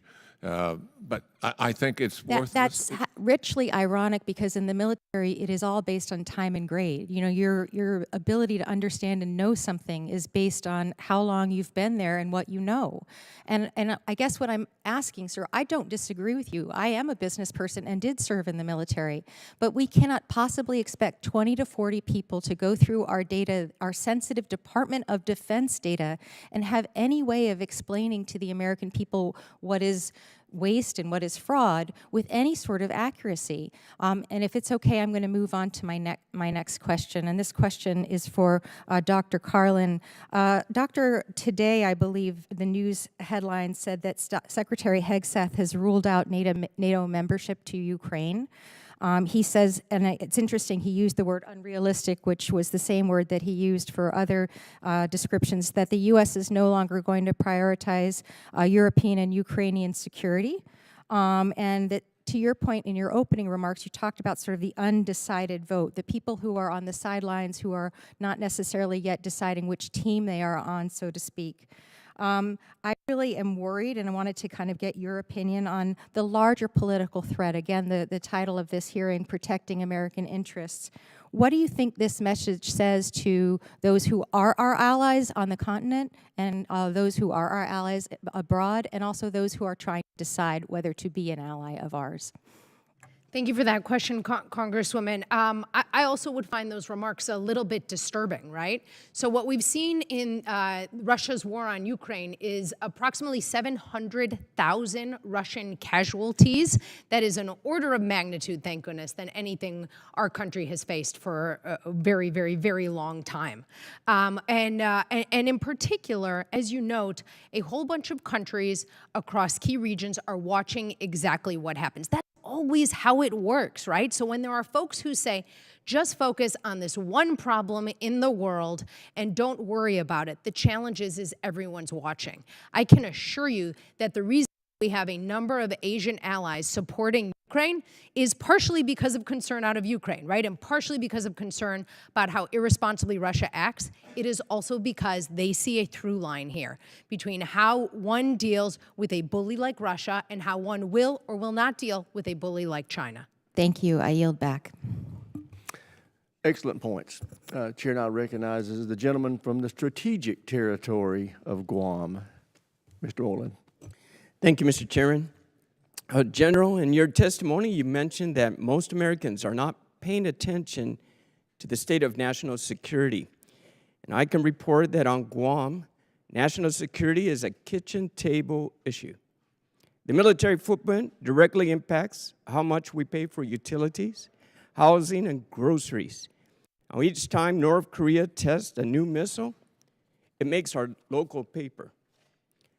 So on Guam, our local agencies must employ capabilities on a scale of a small municipality to counter the full spectrum of China's enhanced competition and coercion. Federal grants help Guam stand up to these threats by supporting our port infrastructure, cybersecurity, power grid resilience, and other targets. So as a question to both witnesses, how do you see federal support for local entities on Guam within a wider national security framework? Well, thanks for the question, Congressman. You know, Guam is an important part of our military infrastructure in the Indo-Pacific region, and obviously we have to do better at protecting our bases and hardening those bases and giving them the capability to defend themselves. We know from playing war games, the reality is that those bases would be under attack from long-range missiles and also air power. And we have to turn that around in part of our program of deterrence as we have laid out in the past. And thank you also for the people of Guam and for their steadfastness and the support that they have been providing to the United States military at our bases there and throughout the region. It's something we should be proud of. And thank you for your support as well, Mr. Congressman. Thank you, General. Doctor? Thank you very much. Sir, the chairman highlighted the strategic location of Guam, and I would just wholeheartedly endorse that. When you look at the Indo-Pacific, which is the priority region, one can't help but see just the importance of bases across military services on Guam. Efforts in recent years to try to increase dispersal, resilience, hardening of those bases have only grown more important. So I would concur wholeheartedly also with General Keane's gratitude to the people of Guam and to you, sir. Thank you, both of you. Now, as you said, Guam is recognized as strategic hub in the Indo-PACOM, yet it has been treated as a spoke. when it comes to infrastructure investments. So, to further your statement, do you agree that focusing on infrastructure improvements will strengthen Guam, and should it be a priority in our national strategy? Yeah, that's a simple answer. Yes, it should be. Indeed. And those improvements should really look at resilience. You know, deterrence by resilience was a big element in the last national defense strategy. I'm guessing the next national defense strategy will spend a lot of time looking at deterrence as well. So making sure that if, God forbid, there is some sort of attack on Guam, that infrastructure, those people are able to withstand that and push forward. I appreciate your testimonies. Thank you very much. Mr. Chairman, I yield back. Gentleman yields back chair, and I recognize Mr. Ryan for 5 minutes. Thank you, Mr. Chair. Thank you both for being here. I especially want to thank you, General Keane, for including your lifelong Yankees fandom in your biography. I share that and appreciate that. Amidst all the great things you've done in your life and career, sir, I just want to note that to the committee. On a more serious note, and to your credit, General Keane, you have been a long time, clear, strong voice on the threat from Iran and the importance of our partnership and alliance with Israel, especially in the moment that we're in, including today, some of the important and powerful quotes that I noted. We have an opportunity to stop them once and for all. They're back on their heels, and that continuing to highlight, which I certainly agree with, that Iran is, quote, a major destabilizing factor in the region. And even going back to last year, you, I think, rightly criticized the Biden administration for their hands-off approach to Iran and creating, at a minimum, a lack of clarity about our resolve and strength. Given that, I want to raise a concern that I hope is a bipartisan concern. The senior appointee of the new administration for the Middle East, the DASD for the Middle East, does not share that opinion, which I think should be a broadly held American view. Mr. Domino, who was just appointed Deputy Assistant Secretary of Defense for the Middle East, has said that the Middle East, quote, does not really matter for U.S. interests, has argued that, quote, vital or existential threats in the Middle East are, quote, best characterized as minimal to non-existent. He also very concerningly characterized Iran's 2 missile attacks, unprecedented direct attacks on Israel, as, quote, fairly moderate, and described our strikes against the Houthis and our attempts to deter them as, quote, futile. I'm just speechless, the dissonance there versus, I think, a common picture that so many of us here on this committee hold. I think, ignorant and isolationist rhetoric espoused by a senior official is very concerning to me, and I think should be to the committee, given the opportunity and the risks with Iran. I'd ask you to speak to that to the degree you're willing, sir. Yeah, certainly. Well, certainly, I fundamentally disagree with that position. And the last 2 administrations have both stated that we have 3 geographical areas where U.S. vital interests are at stake: the Indo-Pacific region, the Middle East, and Europe. And I find it hard to believe that the appointed Secretary of State, Marco Rubio, would hold that view. Agree. Or I find it hard to believe that the National Security Advisor, Michael Waltz, would hold that view. So the national security apparatus of any administration will always have people who have differing views. And that gentleman certainly is entitled to that. But I don't believe that will represent the consensus of the Trump administration's national security viewpoint. We have already discussed this. I mean, the fact there's war in Europe is not an isolated event. And the fact there's war in the Middle East and Iran operationalized all of its proxies is not an isolated event. These events are connected, and President Xi is preparing for war and threatening war. And that is not an isolated event.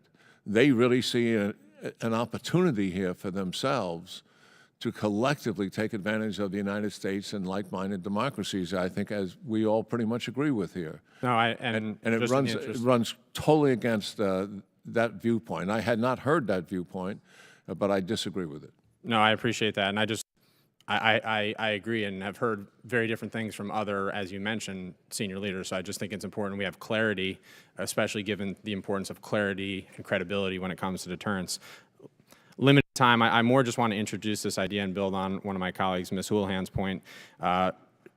We've talked about acquisition reform. We've talked about streamlining the Pentagon. I think we all agree there are many areas of focus, big programs of record.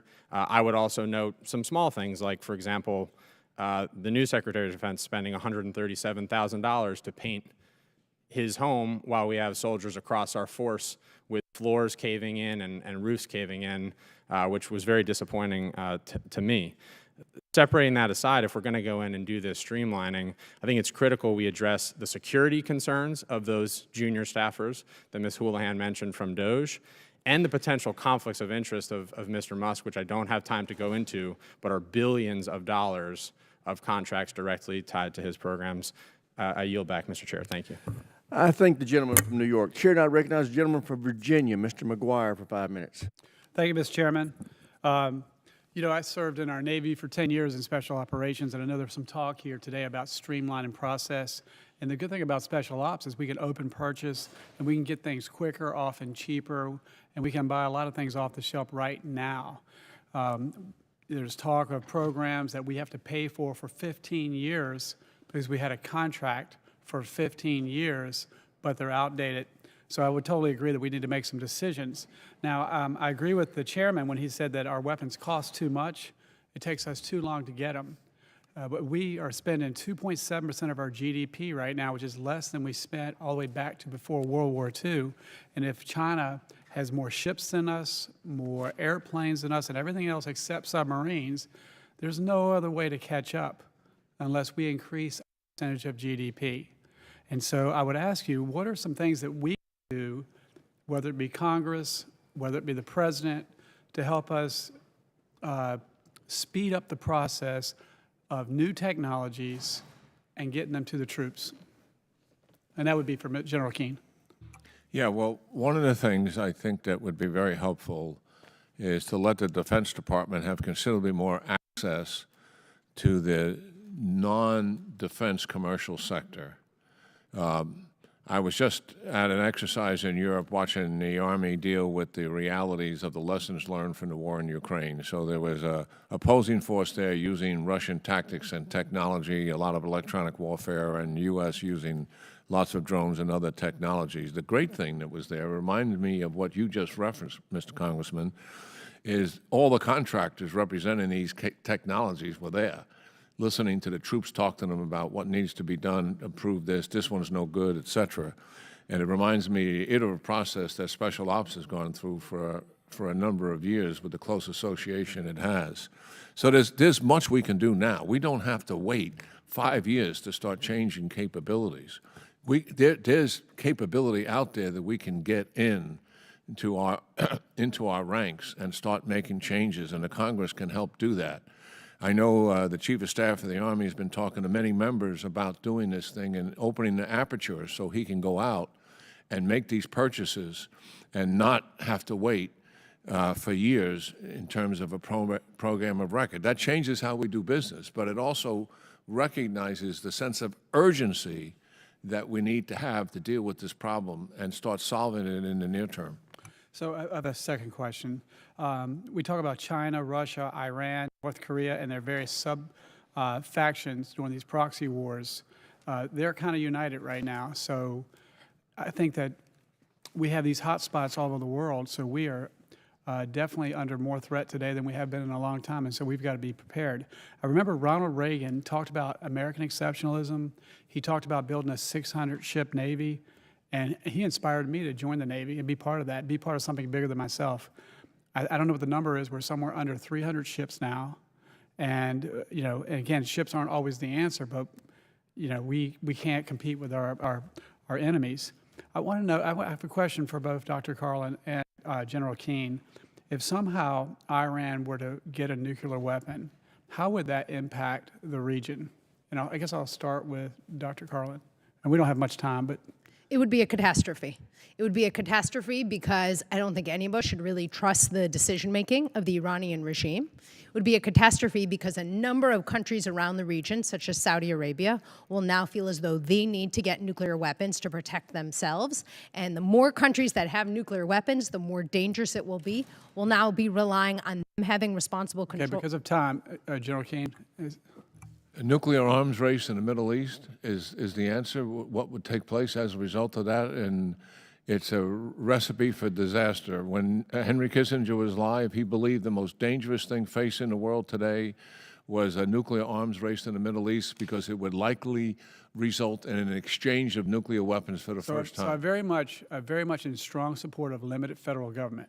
But if the government should do anything, it should be able to keep the homeland, keep the American people safe at home and abroad.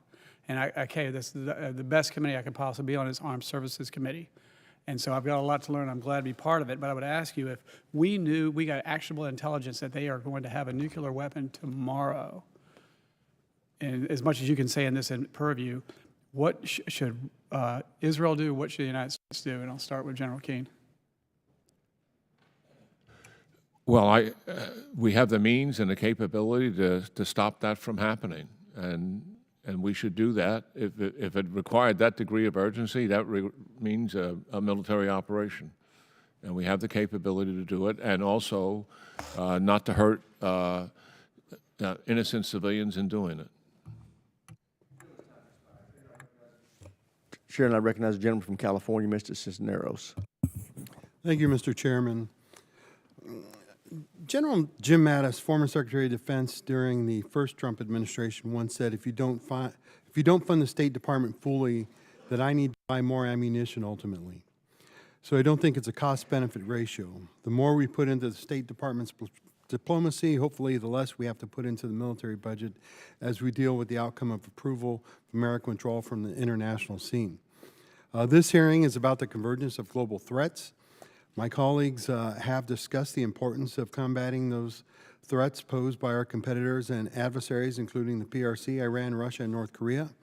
We've also discussed the ways in which those competitors and adversaries work together and advance their interests at the expense of ours. But we need to discuss how a U.S. pursuit of isolationism would help adversaries undermine U.S. national security. So, Dr. Carlin, how does removing the mission of USAID and possibly a reduced State Department budget, like in the first Trump administration, put our national security at risk? Thank you for that question, Congressman. Look, the more that we have fragile countries, underdeveloped countries, the more likely in many places that the folks in those communities are going to make decisions that will not work in our national security interests, right? If folks are going to be mired in poverty, if they're going to be in situations where their governments aren't taking care of them and no one else is, they could turn to alternatives like terrorism, which ultimately could hurt our national security interests. I would also note a big theme of this hearing has been that we are in a big competition with China. The Chinese are quite enthusiastic about the announced cuts to USAID and to U.S. diplomacy because they see this as an opportunity for them to come on in. And as we all know, when we look at conflicts in the past, the Cold War being a great example, you don't always win those just on the battlefield. You win those by taking a holistic approach, using all the tools in your toolkit, so hopefully fewer members of your country, fewer members of your military end up having to die. General Keane, care to comment? Well, foreign aid certainly and support to other countries is literally part of the elements of national power. It's important. I think we've all been horrified by some of the examples of the spending of USAID. I think that a prudent measure has been taken. The Secretary of State, Marco Rubio, who enjoys, quite an amount of support in the Senate and in the House of Representatives here, a bipartisan support and respect for him. He's taken his program under his wing, and I think he'll make prudent decisions in what we should continue to fund. Let's not throw the baby out with the bathwater, so to speak, and obviously eliminate the programs that are indeed wasteful and certainly horrified many of us looking at that list. So I think we can move forward here in a positive way to continue to support activities that make sense to U.S. national interest. But you agree it is important to fund these international interests, like funding the State Department isn't key to our national security in order to ensure that we don't have to put troops on the ground in order to do that. No, absolutely. And, you know, the State Department at times, you know, they have been underfunded. They were underfunded when I was Vice Chief of Staff of the Army, and they just didn't. They're not organized the way the Pentagon is to deal with all of you either. I mean, we almost have a small army in the Pentagon to how to work Congress and have relationships, et cetera. I was stunned by the difference. But yes, the State Department is an important national instrument of our national power, and obviously should be funded. Thank you. Dr. Carlin, I know you worked very hard on these. At the Pentagon, where you were there, you were working very hard on these alliances and partnerships that we helped build there through the Department of Defense. But if we continue on President Trump's path to isolationism, by, let's say, removing ourselves from defense alliances like NATO or intelligence alliances like Five Eyes, is there a cost to our national security? Thank you, Congressman. There actually is a pretty big cost to our national security. So as you know, what happens when a crisis or a challenge or an opportunity emerges, a number of countries call up Washington and say, here's how we understand what's happening, how do you assess it, and how can we collaboratively plan the way forward? That's collaboratively, right? It means that they're going to be giving their own resources, their militaries may be involved, their diplomats. Ultimately, that ends up actually being a lot more efficient for us, and it ends up being less costly as well. So if we don't have countries cooperating with us in terms of intelligence sharing, if we don't have countries looking at the threats posed by countries like Russia and China and saying, how do we work together to counter this? I worry a lot about us standing on our own. With that, thank you. I yield back. Gentleman yields back. Chair, now recognize the gentleman from North Carolina, Mr. Harrigan, for 5 minutes. Thank you, Mr. Chairman, and thank you, Ranking Member Smith, and thanks to both of our witnesses today for your testimony. Really appreciate the thoroughness and thoughtfulness of your remarks. I've become a very big believer that we can either invest in the military that we have today, or we can invest in the military that we need in order to defeat China tomorrow. And I do not think that we can do both of those things. And I think that I identified very strongly, General Keane, with some of your statements earlier that challenged myself and my colleagues here, that we have a number of legacy systems in our military that are no longer relevant to the future fight that America could be forced to face one day. And I don't want to press you, but would you be willing to share what some of those systems are across our different services, in your opinion? Yes. Well, certainly, you know, bringing the service chiefs in here and letting them deal with that, they all have, you know, their own list of what that really means. But some of these systems that we have today are just, in terms of their capabilities, are not relevant to, you know, the war that we would be involved in if we do go to war with China. So the reality is that when it comes to legacy systems, we have old bombers, and obviously we have a new bomber that's coming, but it's going to take so long to get there. I think we have to take a hard look at our surface fleet. I'm not a naval expert, but I do know how vulnerable that surface fleet is. We need a certain amount of ships, obviously, as a global power, to make certain that the navigation routes that help sustain a global economy through peaceful engagement. We need a number of ships to be able to do that. The Navy believes they're about 70 short in doing that. But also, we have to take a hard look at the ships we do have in terms of the quality of those ships and how relevant are they for the future. I think all the services owe you a rundown on exactly the question that you just asked, and with some degree of specificity about those systems. And there's always a reluctance to deal with this in a public forum, because then for sure something is going to happen that's negative to them, and the money will never go to the area that they want it to go to. The Army itself, land forces, we've seen the Marines make some fundamental changes, and I know the Army is attempting to make fundamental changes to help deal with the war in China. And they're developing multi-domain organizations that have offensive and defensive missiles associated with them. There's a recognition that when we look at the Indo-Pacific and think of it as an air and maritime theater, much of the land that surrounds the navigation routes are actually key terrain. And our World War II leaders understood that rather dramatically and used it as such. And we have to recognize that we can take advantage of that key terrain which accesses the navigation routes that the Chinese would be using. And we have to change the capabilities out there as well. We obviously don't need tanks out there because that kind of war is not going to be fought. It's an air and maritime theater enabled by land power, as war in Europe is a land power theater enabled by air power. But we have to make those kinds of fundamental changes in the Pacific region by land forces to assist in the air and maritime theater.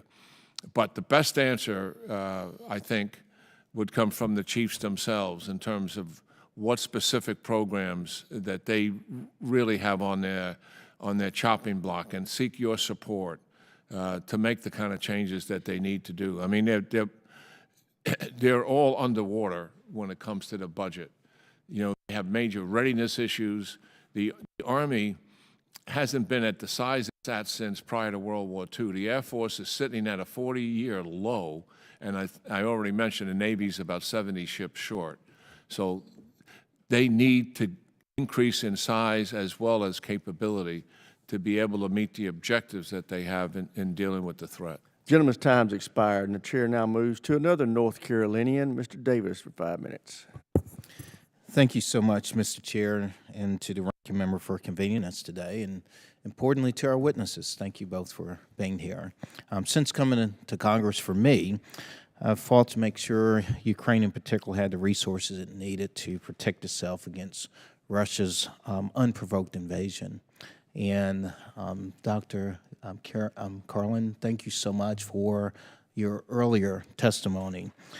My question to you specifically is, as we're moving forth now, what support does Ukraine need from allies like the United States to put itself in the strongest possible negotiating position?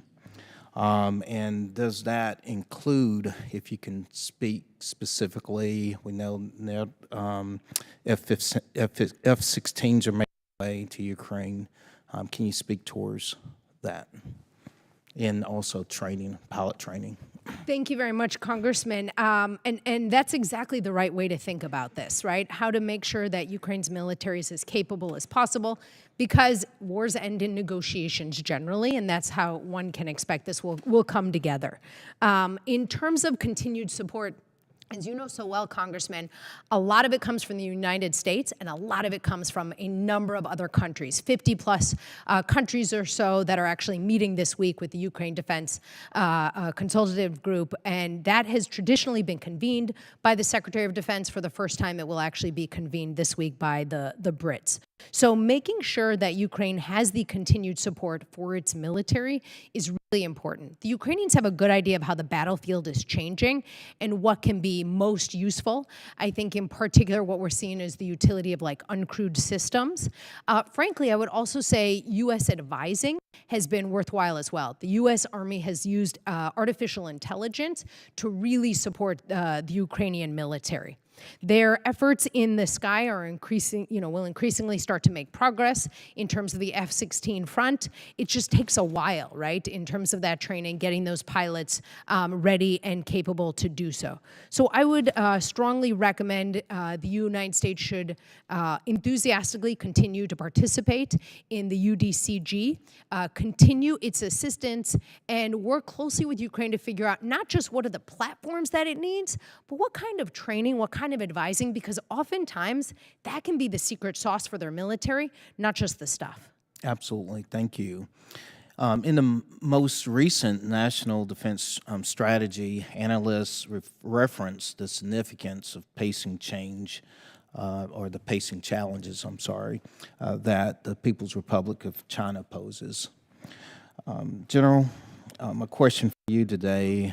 When we think in terms of Japan, South Korea, Taiwan, are they moving quick enough to encounter any potential acceleration of a buildup that may come from the PRC, especially in the Taiwan Strait?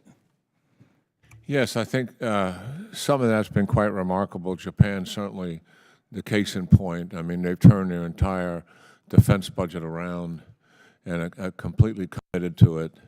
The trilateral arrangement that the Biden administration sought with the United States, Japan, and South Korea, I think it is historic in every sense of the word. You know, that South Korea and Japan coming together because of a common enemy. Obviously, South Korea does have challenges in terms of its present government internally, but their commitment that they have made to return to robust training with the United States, and also recognizing, how Kim Jong-un has changed any thought of reunification with South Korea and is claiming the peninsula in terms of their own sovereignty and aligning with the other three countries in terms of the peninsula being their sphere of influence is a fundamental change, and South Korea certainly is standing up against all of that. So, and Taiwan, I think there's more that they can do, and Congressman Moulton was all over this in terms of some of the innovation changes that they can make that could strengthen their defenses while they're waiting for the major industrial items that they're owed as a result of their $11 million purchases. So yes, we're moving in the right direction, but there's more that can be done. Gentleman's time has expired. Chair now recognizes the gentleman from Indiana, Mr. Mesmer, for 5 minutes.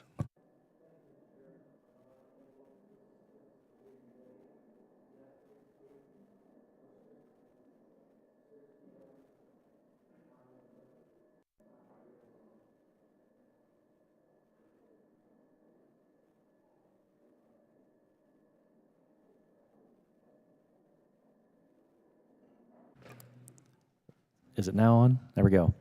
All right, start over. Thank you, Mr. Chairman. I'd like to thank the witnesses for being here today. The threats that the U.S. is facing today are more challenging and serious than ever, and now is the time for the U.S. to focus on increasing defense spending.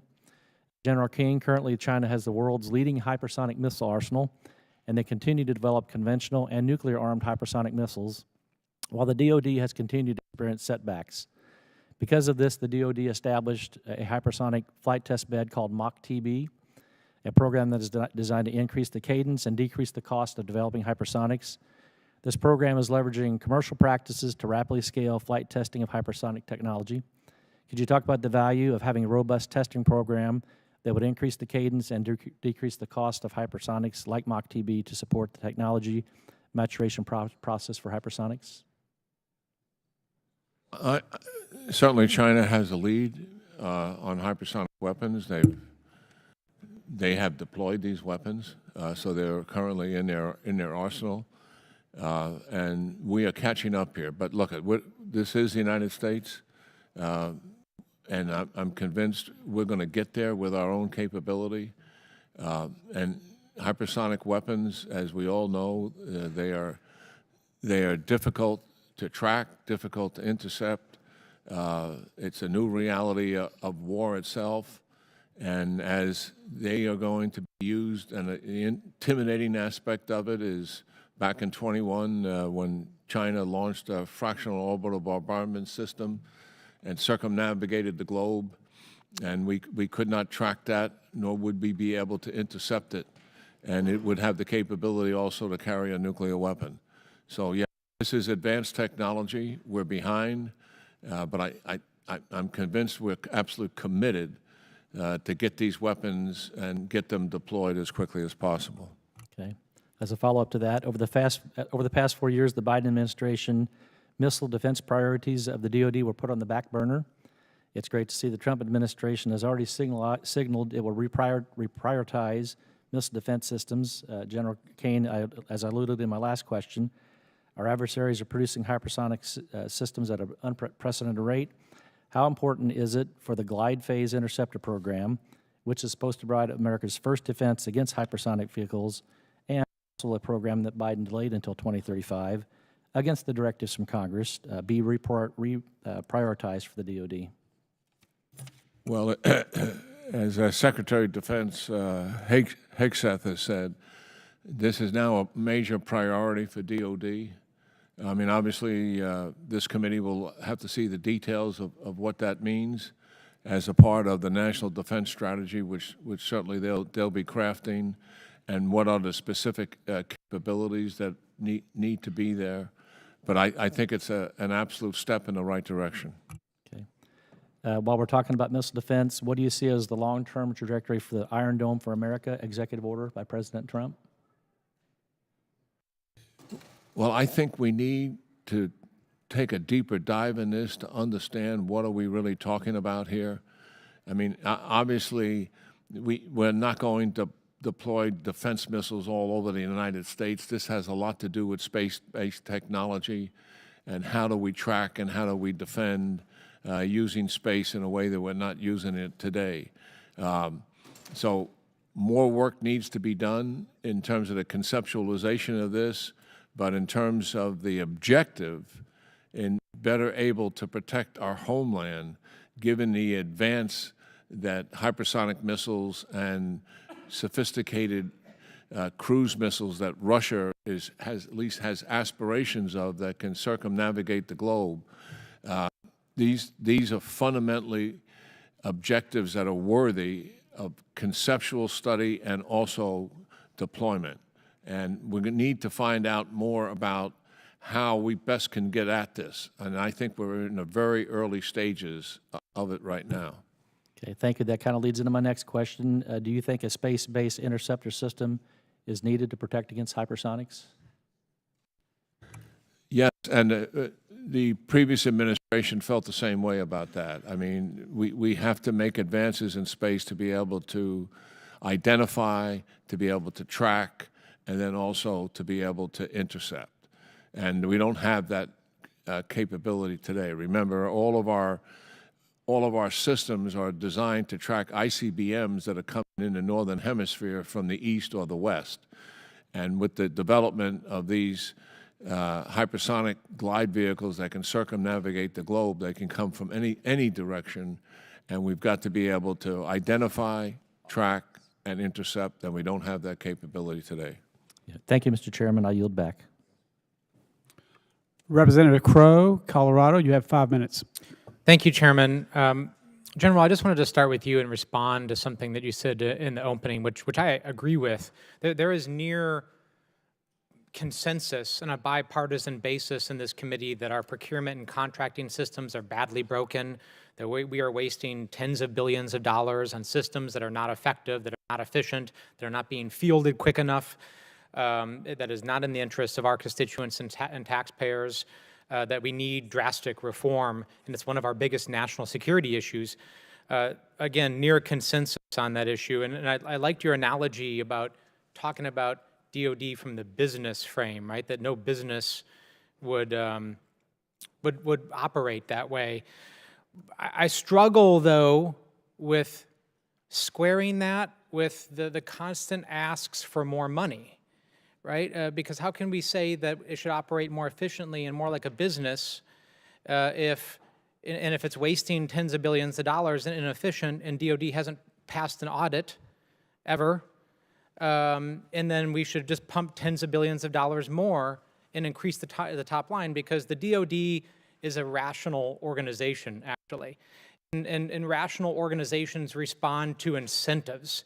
And if the incentive structure is broken, then you have to change that incentive structure. So I would just posit to my fellow members that if we want to change the incentive structure and make this big change, then we have to tie increases to the top line and increases to additional funding to that reform.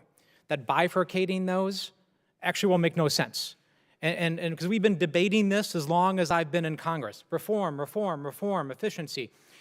6+ years, and virtually nothing has changed. So we have to connect the two. And I'd love to work with anybody who would be willing to do that. Dr. Carlin, to go to you, I am deeply concerned with the lack of capturing lessons learned in the Ukraine-Russia war, right? This is the most brutal war since World War II, massive amounts of casualties, massive amounts of destruction, and you know, both the Ukrainians and the Russians are actually learning quickly, and they're adapting quickly. But what I'm hearing from our own people, both our intelligence agencies and our DOD, is that we're not. We're not both putting those lessons to the COCOMs, and we're not putting them into the schoolhouse to adapt our battle drills, to adapt our TTPs, to do new things. It's just not happening. So can you talk to me, has that been your experience as well, and how do we tackle that? Thanks for highlighting that, Congressman. As you know also, it's often easier to learn the lessons of others than ourselves and to do that introspection. We saw that with the U.S. Army, which really studied the 1970 Arab-Israeli War or the 2014 Russian invasion of Crimea, arguably probably a lot more than they studied, say, their role in the U.S. war in Vietnam. So learning from others is really important. It's a lot easier, lower costs. My understanding was that the Department of Defense actually has been doing a lot of that. When I was still there throughout 2023, we sponsored a massive effort that got briefed to the most senior levels of the Department of Defense that took, gosh, probably almost a year or so to try to get at a number of different lessons learned, tactical, Is that operational. housed in CALL, in the Center for Army Lessons Learned? Is that where it's housed? This was actually the Office of the Secretary of Defense that sponsored that. OSD. Indeed, and we did it in collaboration with the Joint Staff, but because we saw it was just so important, we wanted it done at headquarters, frankly, with a whole bunch of smart operators so that it could get into the budget and the strategy process as well. So I'm familiar with that. I'm sorry I can't speak as well to the educational systems and how professional military education can be, although I have found that in visits recently to both West Point and the Army War College, the questions on these topics are boundless. I'd love General Keane to weigh in on this issue and give me your perspective. Obviously, ISW does a lot in this front. So what is your view of those lessons learned? Well, the Army has now institutionalized it, and you mentioned it. I just took a classified briefing a couple of weeks ago on lessons learned, and you know, and we have done this. It's one of the services that does this very robustly, and then proliferates it through its education system.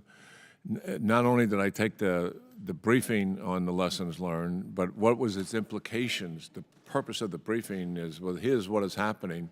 What is the implications for the United States Army in terms of the changes we make? And the exercise I saw was in play, demonstrating those new capabilities and the changes that the Army had to make based solely on those lessons learned. I can't speak to whether they're being transported to the COCOMs. I'm assuming Indo-Pacific Commander and others are all over this. I would imagine their staffs are doing it.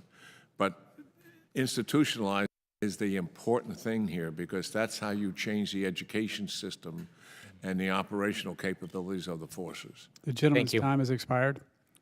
Representative Crank, Colorado, you have 5 minutes. Thank you, Mr. Chairman. And thank you for your insight today and your testimony. I appreciate that. General Keane, you talked earlier about the way that we're buying drones, for instance, right now, that we've got maybe, you know, we can buy 100 drones when we need 20,000 drones. And I guess I think of this, and my colleagues have talked about this a little bit, but the threat of lower cost, easily attainable weapons like drones or cyber warfare that many of our adversaries are using, how do we prevent becoming Goliath in the David versus Goliath with the rock that hits us in the head when we're really thinking that we're invincible in other areas? I guess I'd ask your thoughts on that for both of you, General, or whoever would like to go first. Sure. Thank you for that question, Congressman. You're exactly right that this is becoming more of a challenge. And we've seen this in particular against our troops in places like Iraq and Syria. And so the U.S. military has had to worry about how to deal with this problem in terms of platforms, to be sure, but also in terms of tactics, techniques, and procedures. And I think that may be part of the secret sauce for how to deal with a counter uncrewed autonomous system challenge. Yeah, well, the changing character of war has been really quite dramatic. We've not seen anything quite like it. When you look at what is happening in the war in Ukraine, so this is a land-based war, obviously, where that's the focus. Ukraine doesn't really have an air force, but they obviously have what's called a drone corps. They've had to form this because they recognize that to maximize the capability of surveillance and killer drones, it's much better to have it in a separate organization where you have all that innovation together as opposed to being in a tank battalion or an infantry battalion per se. And when you look at the battlefield itself, where the Russians and the Ukrainians are closing, the casualties are enormous. But the reality is that drones are influencing those casualties more than anything else. Artillery still does more casualty producing as a weapon system than anything else. Drones are second. But the drones are give the proponent the ability to see the battlefield and detect movement and capture that movement, so much so that you can put a killing system on it in a matter of seconds. So warfare, as we know it, has dramatically changed. And how best you integrate this capability is really what has taken place right before our eyes. The Russians still have huge tactical problems in terms of their leadership, the willingness of their force to fight, and the skill sets that they have. The Ukrainians are outnumbered, but they have huge amount of creativity and innovation, and they have the will to fight. They're fighting for their families. They're fighting for the preservation of their way of life. But yeah, the technological changes on the battlefield are quite dramatic. Combined arms maneuver, which is what we were seeing a little bit of last year, is hardly taking place at all, because if you move, you get killed. If you're identified, you get killed. And it's really quite remarkable how this change is impacting ground warfare. I've not seen anything like it in some time. Well, and maybe I would ask this question. I probably don't have time to get much of an answer, but on Iran, very quickly, how do we break this Iranian regime? You know, I remember back during the Obama administration, we had a student uprising, and I think we lost an opportunity there to get rid of this Iranian regime. Are we at a moment here where they're broken, and we could finally push that over the edge and bring freedom and liberty, perhaps, to the people of Iran? You know, I remember that very well, and that was the summer of 2009, you know, where the people are actually saying, "Where are you?" You know, President Obama, similar to comparing it to Reagan and Poland, you know, in supporting the factory workers. All I can tell you for a fact is that they are in the weakest position they've been in since the regime was formed. And the hostility inside the country is significant. And you know how they solve this. I mean, if the people take to the streets again by the tens of thousands, by the hundreds of thousands, they will go out there and kill as many of them as they possibly can to get them off the streets. Their security services, you know, will unleash themselves on those people. The gentleman's I don't know time what has it's going to take specifically for that kind of implosion to take place. But based on the information I'm receiving, they are much closer to it than they have ever been. I don't know whether we're weeks away or months away. I just don't have those kind of facts. The gentleman's time has expired. Representative Takuda, Hawaii, you have 5 minutes. Thank you, Mr. Chair. And, you know, I know a number of questions have been asked to date, but to echo on to the sentiments of my colleagues, I agree with what former Secretary Mattis told the Senate Armed Services Committee, that if you don't fund the State Department fully, then I need to buy more ammunition. He was clear that our international affairs budget and our defense budget are inextricably linked in terms of our advancing of our national interests, but that ultimately the State Department and its programs needed to come first and be backed up second by our military. If not, we will trade this soft power diplomacy for our boys and girls on the front line. I also want to echo the alarm expressed by many members of this committee and in countries across the world with the administration's freeze on foreign assistance and attempted shutdown of USAID. No matter how long these policies last, they have sent a shocking and harmful signal to our partners, allies, and yes, our adversaries about our commitment, now questionable commitment, to our shared values and interests across the globe. General Keane, Dr. Carlin, for the record, just a yes or no will suffice. Has the attempted shutdown of USAID and the freeze on U.S. foreign assistance alarmed our allies and partners and emboldened and abdicated our soft power leadership role to our adversaries, including China and Russia? Simple yes or no will do. Yes. General Keane? Well, listen, the problems we've seen the USAID had in terms of what they are funding. The loss of this funding, billions of dollars of funding, yes or no? Are we abdicating our role as a soft power leader throughout the globe, emboldening our adversaries like China and Russia? Does this give them a leg up, yes or no? It's very simple. We need to continue to fund the State Department in terms of programs that make sense, that add value and add to our national security, period. Okay, so I would take that as a cautious yes.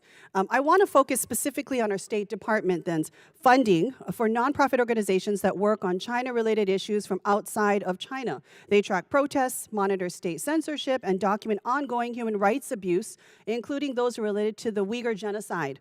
Since the funding freeze, many of these organizations are in crisis, forced to abruptly suspend their work and lay off staff. This is a critical blow, we know, to the already limited information flow outside of China. And it puts us and the global community at an extreme disadvantage in terms of holding the Chinese Communist Party accountable. General Keane, Dr. Carlin, from your perspective as former Pentagon leaders, how important is this kind of information on China to the types of decisions we have to make at the Pentagon, especially in terms of shaping the information environment around China?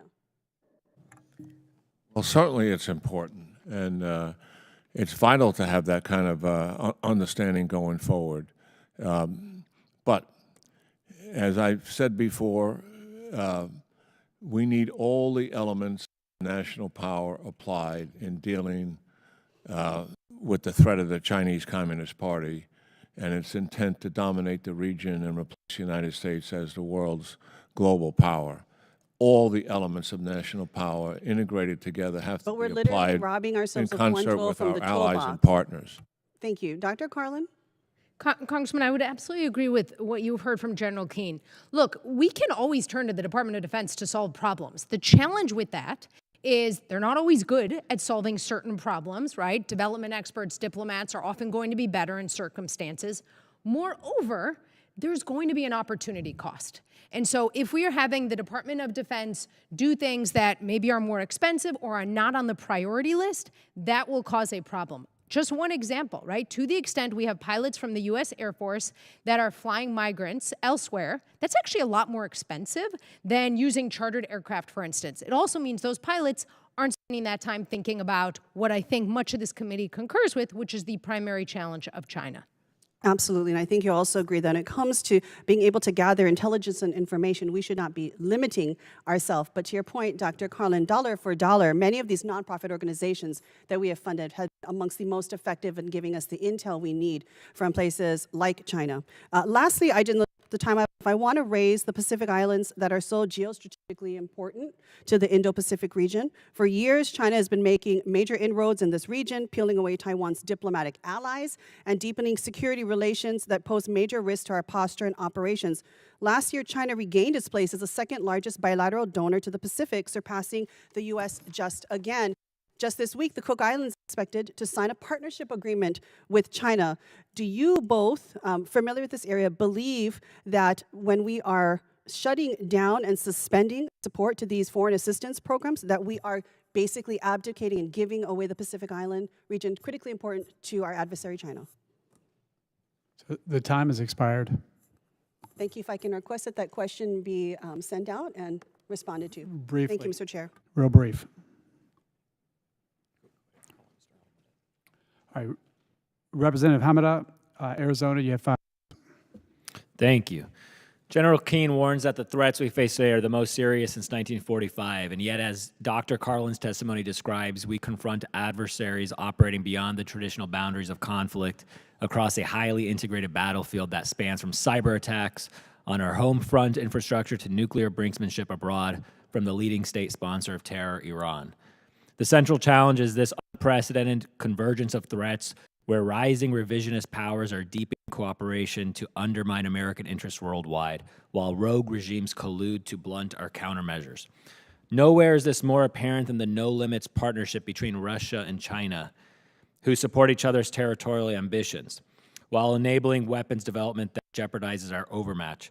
Meanwhile, North Korea and Iran trade ballistic missile technologies that threaten our greatest allies and shipping lanes, like the Houthis have been doing in the Red Sea. Congress must assess this net assessment of allied defense spending, industrial base output, force readiness, and modernization timelines against our adversaries' rapidly fielding advanced combined capabilities. America must lead in developing the most lethal forces to deter this axis of aggression before it spirals into a global conflict. Now, my first question is for General Keane. General, do our current capabilities match our adversaries' rapid fielding of hypersonics and AI-enabled technologies? My district has all the Taiwanese semiconductors coming into it, so I know the semiconductor space is really critical to this, but I'm just wondering, do our current capabilities match our adversaries currently? Well, in terms of hypersonic capabilities assisted by AI, no, they do not.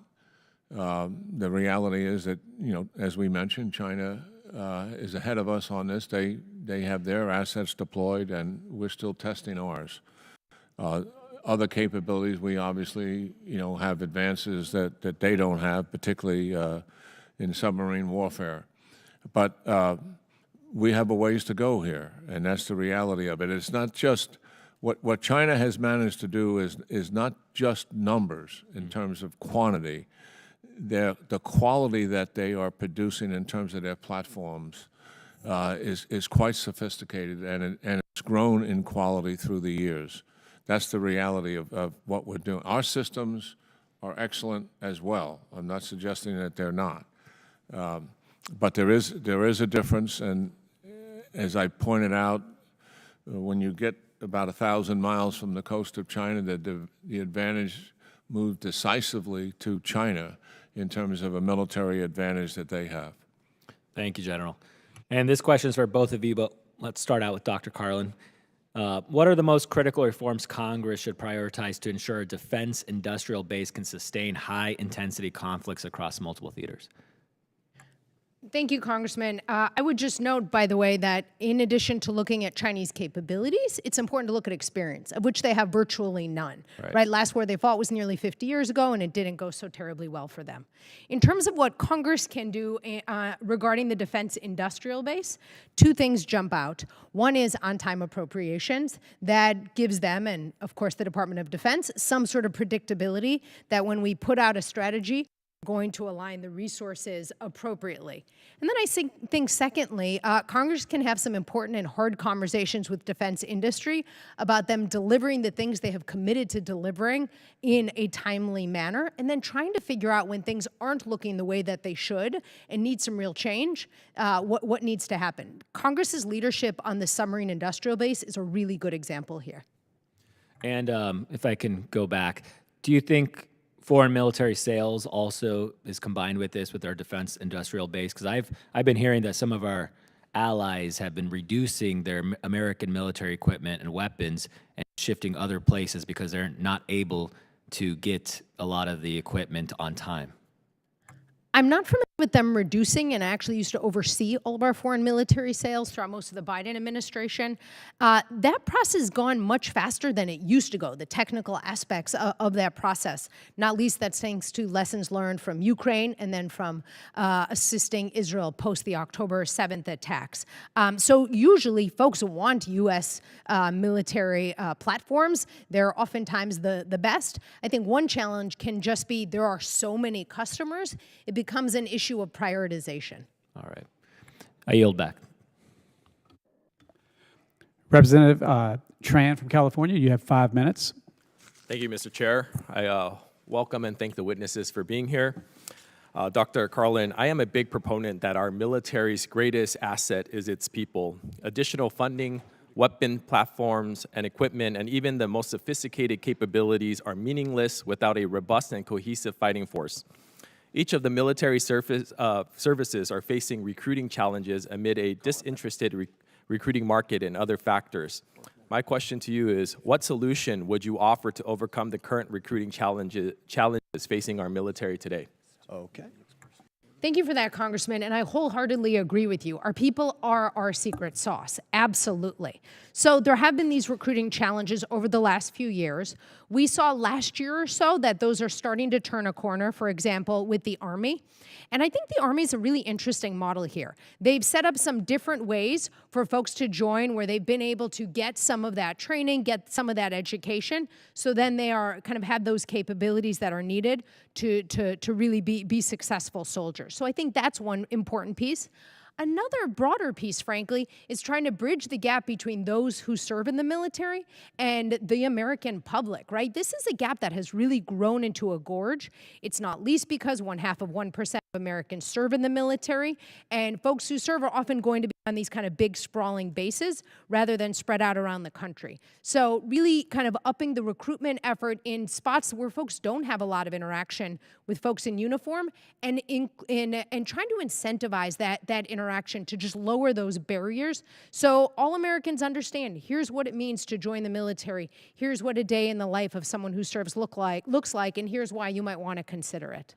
Congress, can I add to that? Sure. First of all, in 24, all services met their recruiting objectives. So they have figured out what the issues are, and much of it had to do with improving their own programs.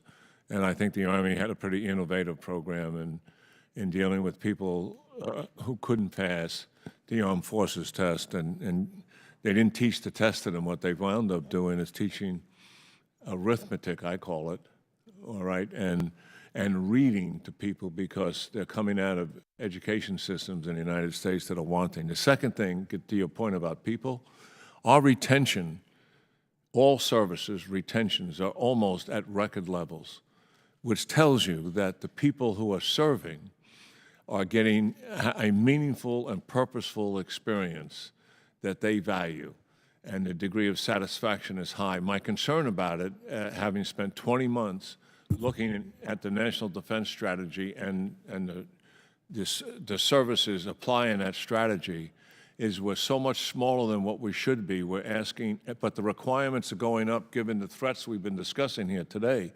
We're asking more of them. That's the concern I have. If we don't grow them, then that retention may go down because life balance is going to change with their families. It's not happening. The morale is good, and they feel purposeful of what they're doing. I totally agree with you. Our people are our most important resource. Thank you, General. My next question, before I start that, is as a veteran myself, I chose to serve because of the distinct privilege to give back to my country and my community.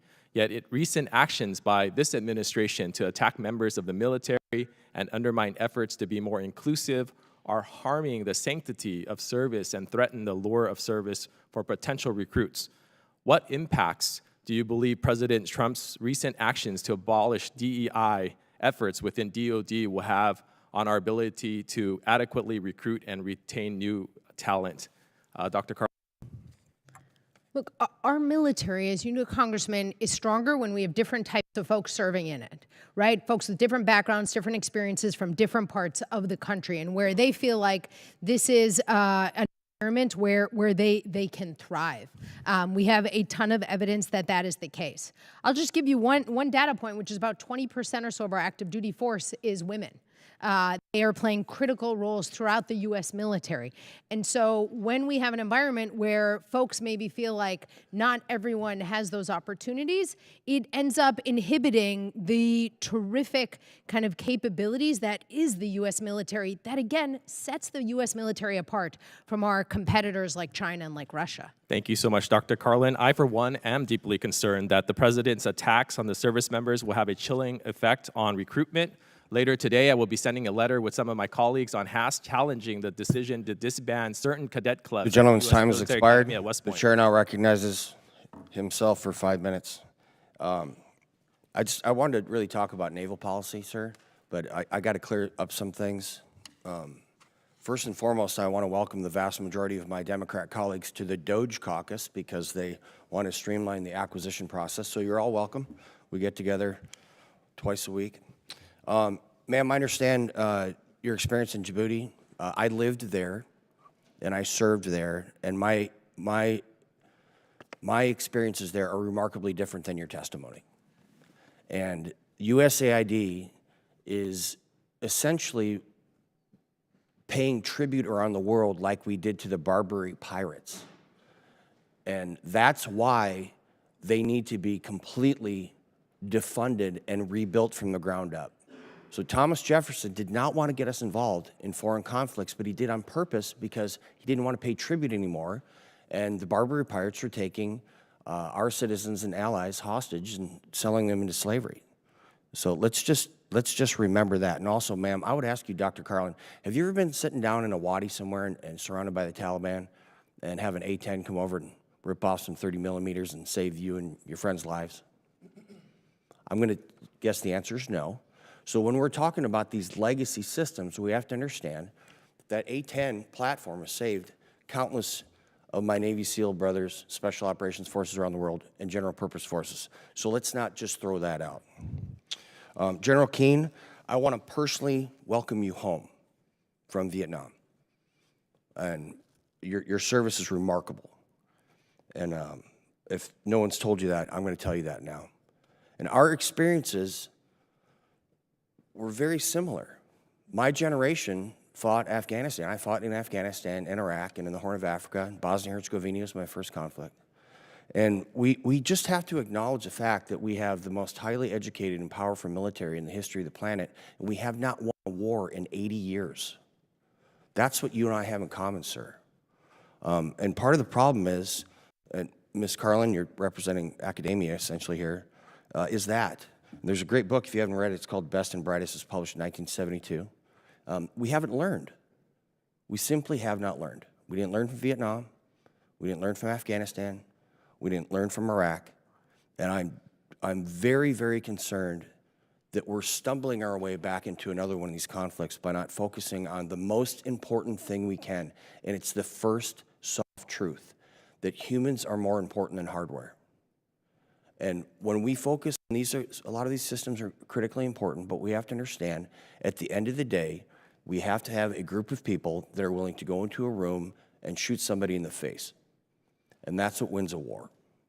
I just wanted to frame that. So, General Keane, I understand that you are not a naval expert, but looking at the de-evolution of my Navy, I don't think we have a naval expert at this point. We have given the Red Sea over to the Houthis, and I don't understand that. The Straits of Malacca, what are we doing?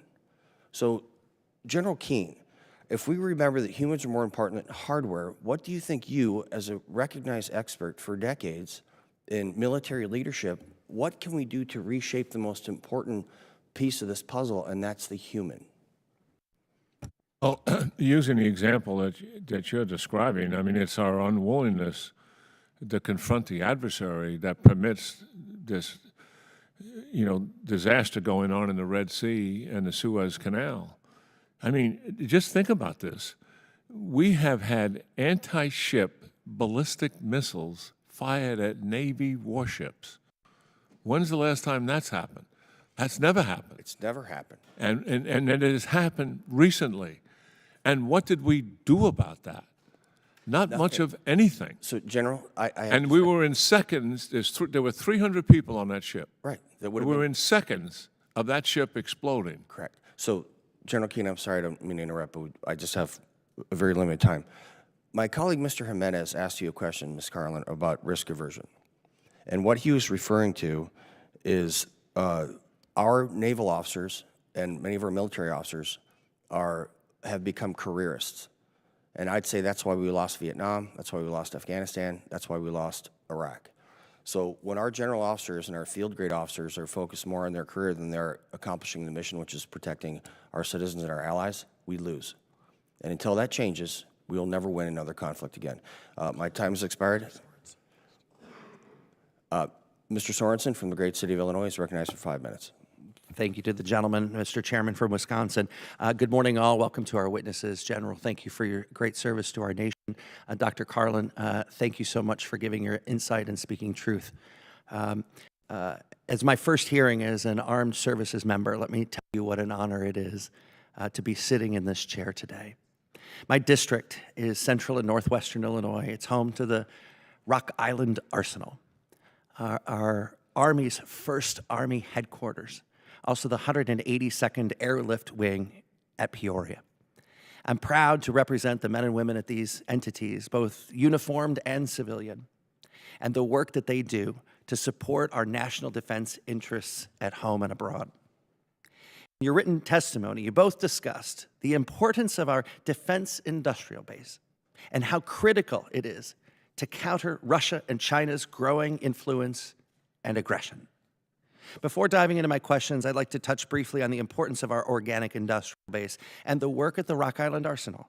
Having played a key role in every conflict going back to the 1830s, generations of Illinoisans in my district have worked at the arsenal, building the equipment that keeps our men and women safe. In 1832, the Rock Island Arsenal began a story of American innovation, leading the world in cutting-edge technologies and advanced manufacturing. The labor of those in our region is the story of the heartland, that we would ever think about putting an arsenal on an island in the middle of the Mississippi River. Hard workers, good neighbors, serving their communities every day and our nation by providing the resources needed to uphold our values here and around the world. It's therefore mission critical to the United States readiness that we have the tools to equip the arsenal and the organic industrial base to meet the demands of the 21st century. Dr. Carlin, I'll begin my questions with you. In this era of complex and interconnected global threats, can you speak to the importance of focusing not just on the weapons systems, but on the infrastructure and the men and women who build and maintain the systems we need? Thank you, Congressman. Absolutely. You know, in 2018, General Keane and I both worked on a National Defense Strategy Commission. And in that, we assessed that we really had to focus on the defense industrial base. We were worried about the state of it, worried in particular about the state of our munitions. Well, lo and behold, a couple of years ago, those concerns become spectacular as we see the impact of Russia's invasion of Ukraine. Now, the good news is folks have all gotten to learn the lesson while not being engaged directly in a war with American service members. So the progress that has been made with the defense industrial base over the last 2.5, 3 years or so has been crucial. I would also really commend Congress because your leadership, especially on the munitions piece, like with multi-year procurement authority, has been incredibly important. I mean, frankly, as you know well, having the people is absolutely important. They've also got to have the stuff. Thank you, Doctor. General Keane, you spoke on the importance of consistent funding for the industrial base and the investments that we have made over the past several years, in particular, to update our facilities. Can you elaborate a little bit more on the importance of continuing to ensure modernization is prioritized in the budget? Yeah, this is very important. The organic industrial base, which is what the Department of Defense owns themselves, is absolutely critical, separated from the commercial part of the defense industrial base. And starting with the second half of the Trump administration, major funding began, and it continued right through the Biden administration. And the war in Ukraine certainly elevated the significance of that, particularly as it came to ammunition plants and the like. So we went literally from $200 million to $800 to $1 billion a year. And then this committee supported a $4 billion supplemental in terms of funding for artillery ammunition. And we managed to build our first new small arms plant since 1941 in a place called Lake City, Missouri. This is 50 caliber and below. So the war in Ukraine has truly emphasized that many of our facilities are outdated, and some of them actually are not as safe as they should be because of the processes that they're using. We've got to fix it, and we've got to continue the funding that has begun by two administrations, the Trump Gentleman's time has administration and the expired. Biden administration. Thank Gotta you, continue. thank you, General. I look forward to meeting The chair now recognizes Madam Goodlander from the small yet mighty state of New Hampshire. Thank you, Mr. Van Orden. And thank you to our witnesses for your service to our country and for being here today for this hearing. It's an important one for me because it's my first hearing as a member of the House Armed Services Committee.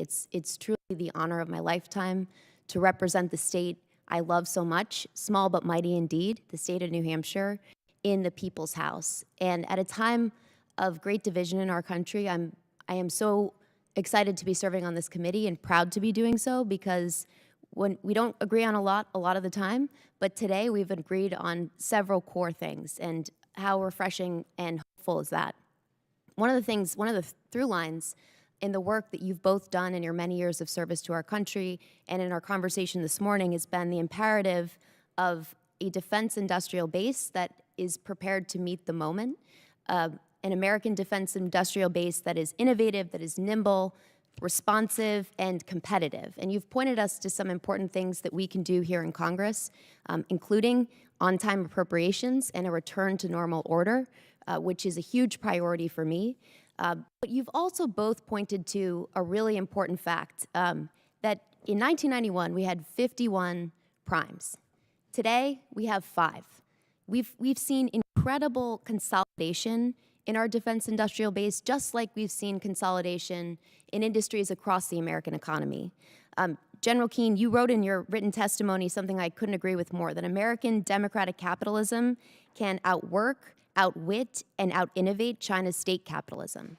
It's so true, but capitalism without competition isn't the kind of capitalism that the American people deserve.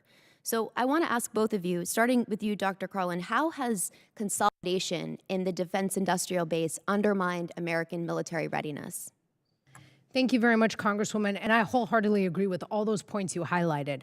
Look, consolidation at the end of the Cold War might have made sense for that moment in time, but as you note, it was really dramatic, right? An order of magnitude change in our defense industry. And that meant not only are you not having folks kind of producing the material, you don't have the same number of folks innovating and thinking about what the next thing should be that we should be investing in. Now, we've saw about, frankly, 3 decades or so that consolidation being problematic. What we've seen, interestingly, in the last few years is other types of companies start to come into this space, right? Other types of companies who we might not naturally think of as doing defense, starting to do defense and getting more comfortable with that and playing more of a role in our national security interests. So while I've been quite concerned about that consolidation, I am hopeful that in particular, given the efforts over the last few years, particularly by this committee to work with the defense industry and the involvement of other types of companies, that we can start to see those shifts that we need through serious focus. Thank you. So I want to open it up to you, General Keane, but I want to ask you also, we've talked about the stuff and we've talked about the people, and you've both said it, the men and women of our joint force are our secret sauce. They are our most important resource. I want to ask you both, what is the single most important thing you think that Congress can do to make sure that our recruitment and retention numbers keep us in a place to be the most powerful military force the world has ever known? Well, from my perspective, we're too small, and our requirements are growing. So we have to authorize our services to grow to meet those requirements, because that will eventually impact people's life balance.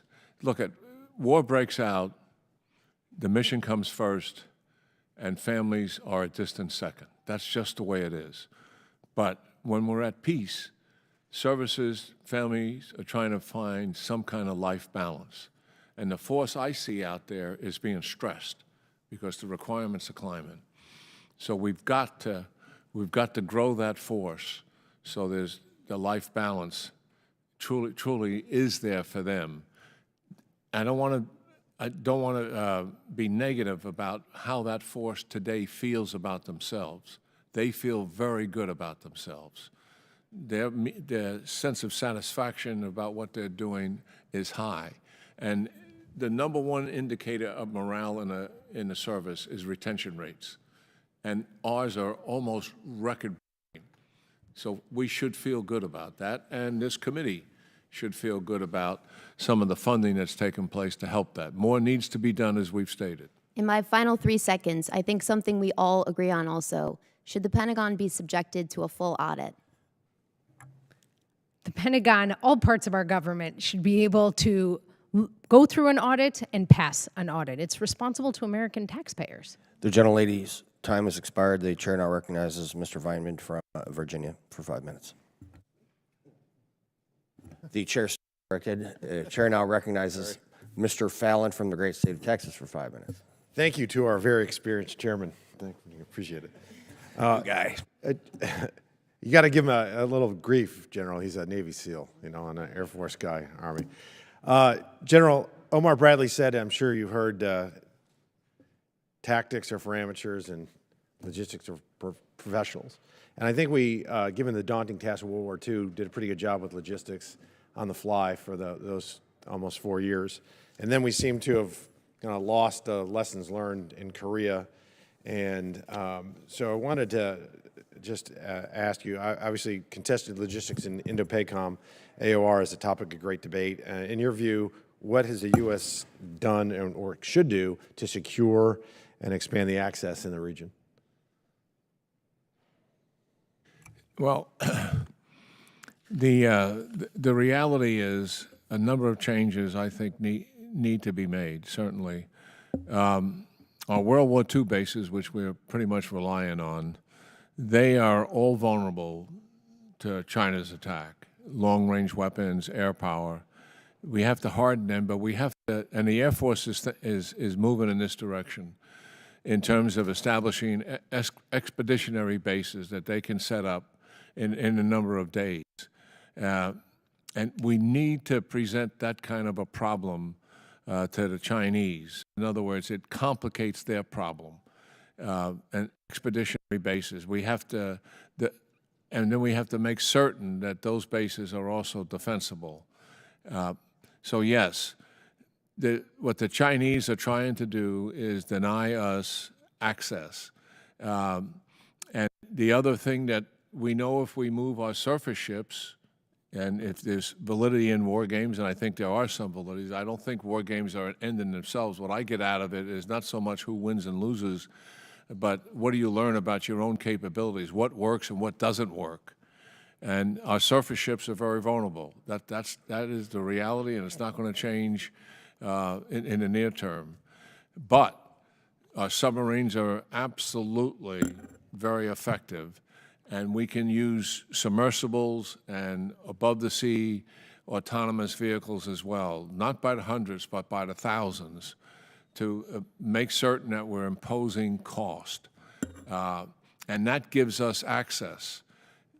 One of the problems we have, if you play a war game, China's going to take down the major bases that we intend to fly our air power into. So we find ourselves using air power from as far away as Australia or from as far away as Alaska. And that's not nearly what we need to have.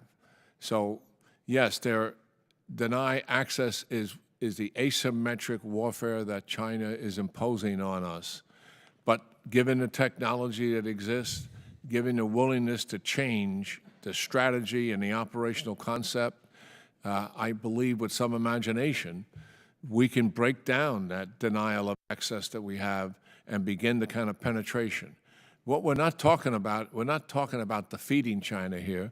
We're talking about imposing enough cost on them to deter them from taking offensive actions against us, much as we did with the Soviet Union. They outnumbered us significantly, I mentioned before, and the reality is we put together an imaginative operational strategy that imposed cost on them, and it effectively deterred them from conducting that invasion that they truly wanted to do. And that is where we need to be, and we need to exercise it also right in front of them, which we did every 2 years in front of the Soviet Union. And we don't do enough of that operationally. We do individual exercises with bilateral with a country or one or two with others, but we don't really put together an operational plan and exercise that plan. And I think a mistake, and hopefully we'll make changes to get on with doing that. It is about convincing your adversary that the cost that we can impose on them is too significant for them to take the operational risk to start that conflict. In general, real quick, do you think, given the changing realities of warfare, that we should focus maybe more and lean in on subs and UAVs? Yeah, absolutely, and I know Dr. Carlin would agree with us, would agree with me. I mean, our submarines have a decisive advantage. We just don't have enough of them. The gentleman's time has expired. Thank The you, chair now Mr. Chair. recognizes, yes, sir. The chair now recognizes Mr. Vineman from Virginia for 5 minutes. Thank you, General Keane, Dr. Carlin. I'm excited to join this committee at a critical time in our nation's history to make sure that the next generation of warfighters serving today is equipped for the next fight, including many of whom are stationed on the 3 installations I represent in my district. Without regard to political party or ideology, national security and support to our uniformed services must be bipartisan while also ensuring accountability, effectiveness, and efficiency. The current threat environment demands a bipartisan, nimble, and rapid approach to countering both today's and tomorrow's adversaries, using all elements of national power, including diplomatic, information, military, and economic. General Keane, you talked about this axis of adversaries that has loosely formed with Iran, North Korea, China, and Russia. I call it an axis of autocrats. We have recently seen Iran weaken as a result of Israel's military actions. Russia is also under strain after 3 years of war in Ukraine. Since this is a team sport, and looking at U.S. and its partners versus the axis of autocrats holistically, we want our strength to be greater than theirs. In the short term, next year or 18 months or so, the Russia dimension of this axis is actually the one that we can influence the most dramatically, and at a relatively low cost compared to our budget. In military jargon, sort of an economy of force operation. We can and must do this while acknowledging that China is the pacing threat that we need to be gearing up for. Do you agree with this assessment? And that's both for you and Dr. Carlin. Yeah, certainly Russia obviously thought they were going to be able to take Ukraine in a matter of days, if not weeks. They overestimated their own capabilities and underestimated the Ukrainians. And now, I mean, in the last 2 months, they've taken 48,000 casualties in each month. They've advanced X number of miles across the front line of troops, 40 to 50 miles in the course of a year. They truly have their challenges, but in their minds, they are winning. And that is why Putin is so resistant to actually come to the negotiating table. He'll probably want concessions to get there. I think we're on a pathway here if we stay committed and stay committed to Ukraine, that it is possible to put enough pressure on Russia to force them to the negotiating table. But that means you're going to have to add more to Ukraine than what we are currently doing. I agree, General Keane, and I appreciate that assessment. Dr. Carlin? Thank you, Congressman. I would agree with what you highlighted. And frankly, if one is worried about China, which I think seems to be the overwhelming kind of consensus of this committee, one has to care about European security. What happens in Ukraine is being watched much, much more than just across Europe, but across the Indo-Pacific as well. Thank you. So you mentioned that your op-ed, you talked about rare earths. 60% of those rare earths are in occupied regions, 40% are in Ukraine. And so I'd posit that it's better that Ukraine, a U.S. EU-aligned country, control these assets that are critical to manufacturing all kinds of things, including weapons, than Russia and its access of autocrats.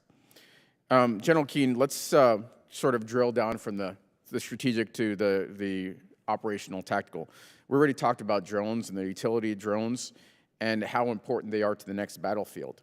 And I agree with you that we probably need to rebalance these capital assets that we have with drones, and it's probably not an either or, it's a both, and just what amounts.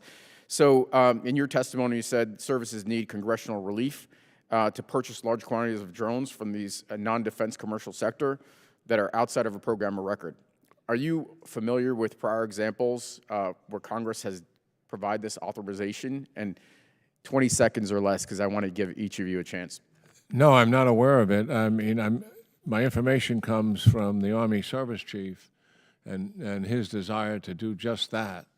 And that kind of permission in the bulk that he's looking for hasn't been given him as of recently. I may be off a little bit. General, I think that's our job, and so we need to focus on that. Dr. Carlin? I totally agree.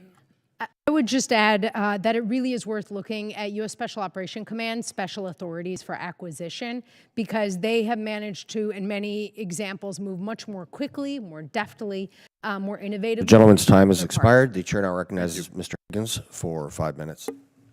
Thank you, Mr. Chairman. Mr. Chairman, China's sea power capabilities and shipbuilding progress has been fascinating and startling to observe.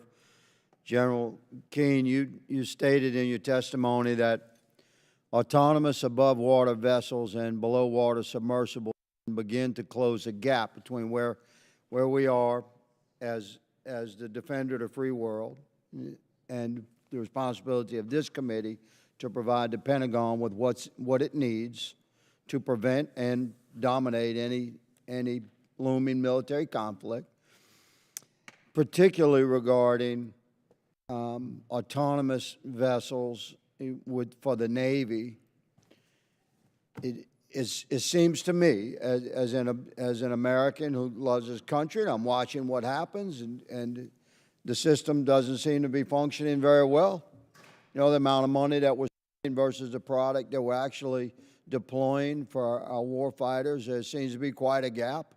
One of my colleagues across the aisle earlier mentioned that the gentlelady stated that young Americans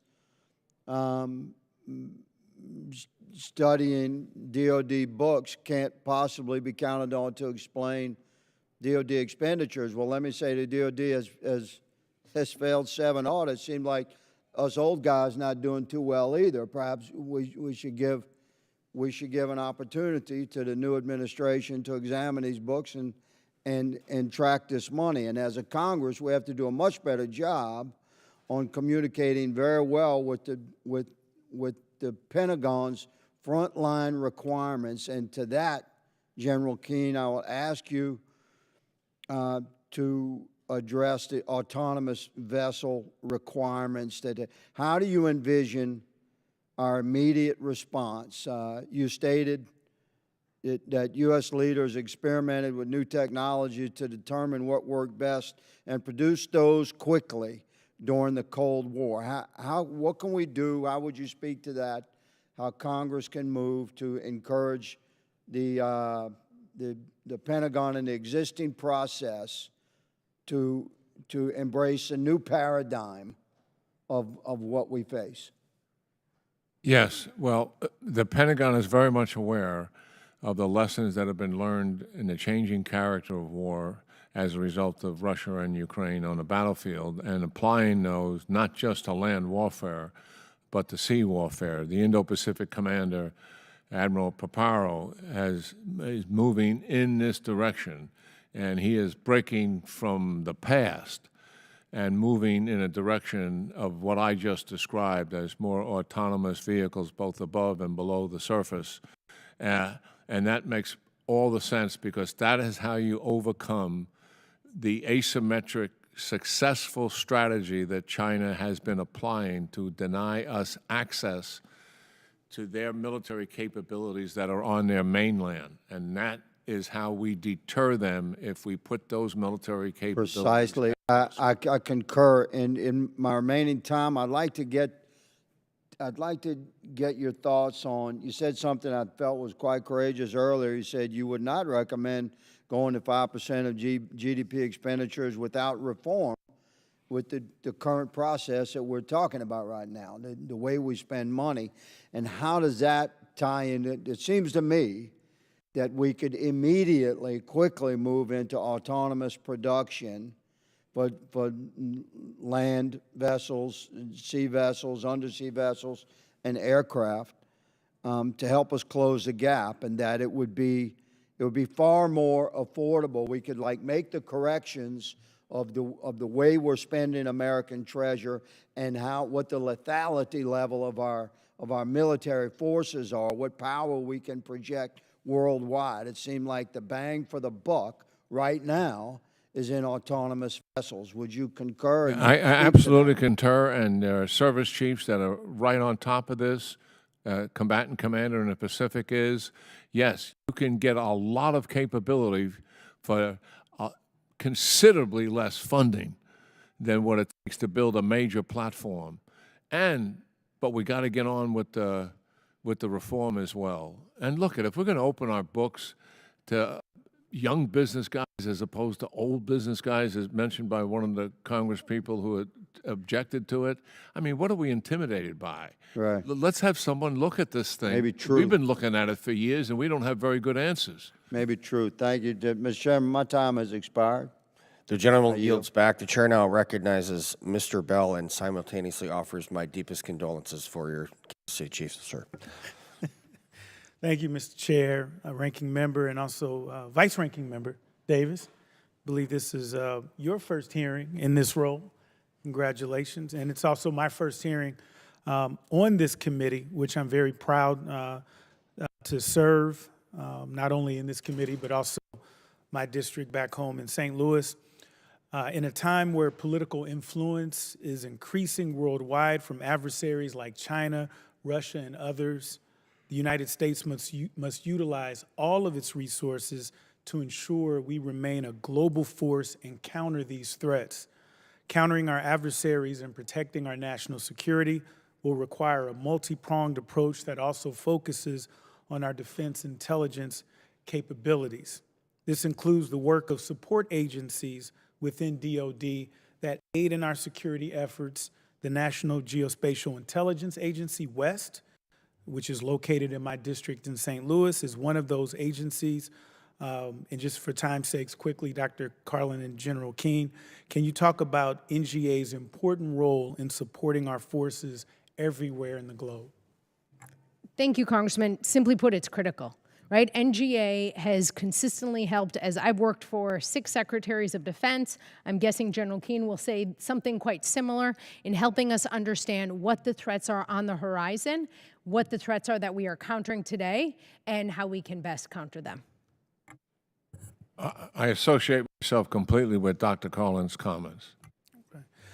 General Keane, for any future fight in the Pacific, we're going to have to heavily rely on Air Mobility Command, which is headquartered just outside my district, to move goods and forces around the fight. Can you talk about their importance in the Pacific, both in peacetime and wartime? Well, yeah, absolutely. I mean, the challenge the United States has always had as a global power is, and we're oceans away usually from where the threat is. And so Air Mobility Command is absolutely crucial in getting us to the theater. What has changed is the power projection that we have done in the past. And the last major one was in Iraq in 2003. Next one we have to do, if it is to the Indo-Pacific region, it will be contested. In other words, they will cyber attack the deployment of it, and they will kinetically attack it as well. So a strategic deployment being made that is uncontested if the foe is China, is not going to happen. It will be dramatically different than anything we have experienced in the past, going all the way back to World War II when our deployments were contested. So Air Mobility Command is vital in being able to do that. And my last question is also for you, General Keane. In your written testimony, you mentioned the size of the force being too small. With recent attacks on service members' quality of life from healthcare and other angles, are you concerned this will actually hinder growing the force? No. I still am convinced, once we get the message out, and the services have done a good job in relooking themselves in how they talk to the American people, how they talk to young people, how they talk to influencers, and they've all proved it. It's getting the fact out there that there's value added by service in the military. You're going to grow as a human being. We're going to strengthen the values that your family or your religion has given you, and you're going to have a meaningful experience. You don't necessarily have to make a career out of it, but you're going to have an experience that'll help you as you move along the pathway in your journey in life. And we have done a better job of communicating with the American people. The Congress has helped us with compensation, which is also very important, and we need help also how we take care of our families. Put that package together, I'm optimistic. Thank you, and it's a privilege to yield my time back to the vice-ranking member. The chair now recognizes Mr. Davis. Thank you so much, Mr. Chair. I want to thank our witnesses today. Okay, we'll yield. We'll yield. That's two today. The chair now recognizes my great friend, Mr. Mills from the state of Florida. Thank you, Mr. Chairman. It's good to see you actually sitting up there. It's good to see one of the oldest members and the least attractive sitting there as chair. It makes my heart warm. Thank you. General Keane, thanks so much for being here. Ms. Carlin, thank you so much. As we look at the lessons learned during the last few years of warfare from Ukraine to Yemen, it is clear that rapid innovations in technology and driving rapid innovations in tactics, small businesses are driving that innovation here in the private sector. And in the commercial sector especially, every single day, they face both high barriers to entry into the defense sector. Dr. Carlin, there's a wide divide between the agility of offices like the DIU and Service Innovation Labs. What recommendations do you have to export those innovations to the conventional acquisition frameworks?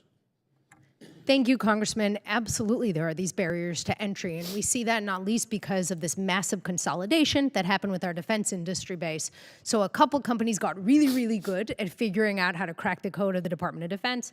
Whole bunch of others, as you know, have not been able to. I think we have started to see some good change over the last few years. In particular, you highlight DIU as one really good case study. We're starting to see players come into the defense business who wouldn't naturally be there and who are more comfortable being there as well. I think one of the things really to look hard at is how to lower those barriers to entry through rapid acquisition systems, right? Having these authorities where folks are able to participate in Department of Defense contracts, but not have to throw all of their kind of focus towards it. And of course, on-time appropriations plays an important role for particularly the small businesses. And as we know, unfortunately, the State Department, the Directorate of Defense Trade Controls, and other, whether it's DSP-5 export approval, DSP-83s, to actually engage in the activities of trying to work with other developing nations and also allies, have been completely hamstrung, and it's been a very delayed process. To include, we need real procurement reform when it comes to the overall process, updating the DFAR, but also just becoming more competitive in the market. And so I think that's really important as we look at our economic challenges. General Keane, thank you so much for the decades and decades of service that you've given this nation. One of my growing concerns right now when we look at our armed forces is the declining recruitment numbers. When we talk of the 42,000 deficit, when we talk about the 8,600 who is, in my personal opinion, unconstitutionally purged, do you see that these recruitment challenges could pose greater threats for us from a national security perspective moving forward? No, I don't, to be quite frank about it. All the services have made their recruiting objectives this year. I think they figured out how to better communicate effectively to the American people and to young people who may consider a service opportunity. And they've, relooked themselves as well. So the changes have been made. And we did this about 20 years ago when we had a recruiting problem, and within a couple of years we solved it. Certainly the economy always impacts it, but it was more internal than anything else, and the services are there. And I know for a fact the Army will likely exceed rather significantly its recruiting objective coming in 2025. I can't speak to the other services. I think we're overstating the recruiting problem. We did have it for 2 years plus. I think it's essentially, are we still going to have some challenges? Of course, we've got to work hard at it. But I think all the services have learned a lesson the Marine Corps taught us. Well, I would just add to that. People in it. I would just add to that, General Keane, that while I respect what you're having to say, I disagree that recruitment deficits are not a potential national security threat as we move forward if our retention levels do not maintain. And especially when you think about quality of life improvements in MILCON VA that needs to be guaranteed for our soldiers and for their spouses, to say things like not just giving you child care twice a week, but 5 times a week so that the spouse can have another career or a pathway to transition, but also the idea that you shouldn't work at Chick-fil-A full-time, 40 hours a week and make more than a service member risking his life. I think that those are also the recruitment challenges, but also the things like DEI, which was actually causing people to be more concerned because it wasn't about diversity, equity, and inclusion. It needs to be about increased lethality, readiness, and being properly equipped, the way it was when I was in the Army, when it was be all you can be, when I was in the military and looking at the service groups, when it was years in Iraq, years in Afghanistan that I served, in Kosovo, in other locations. That, in my opinion, while I agree with you on one thing that you definitely said, which is that the 2025 recruitment numbers, I believe, will be very strong, but that's because of the incoming administration and because of the Secretary of Defense who's prioritizing the warfighter. With that, I yield back. The gentleman yields back. The chair now actually recognizes Mr. Davis, my friend from North Carolina. Thank you, Mr. Chair. To the witnesses, thank you so much for being with us today as we're kicking off the 119th. Dr. Carlin and General Keane, we really appreciate it. And to the chair, thank you. Made it to the finish line, obviously, with some amazing staff. Well, thank you very much. The gentleman yields back. I, too, would like to thank you very much for your very thoughtful testimony. I think we agree on a lot and we disagree on some, and that's okay. As long as we continue to understand that the priority of the Department of Defense must remain lethality and readiness, we can move on from there. So again, with that, this hearing is adjourned. Thank you.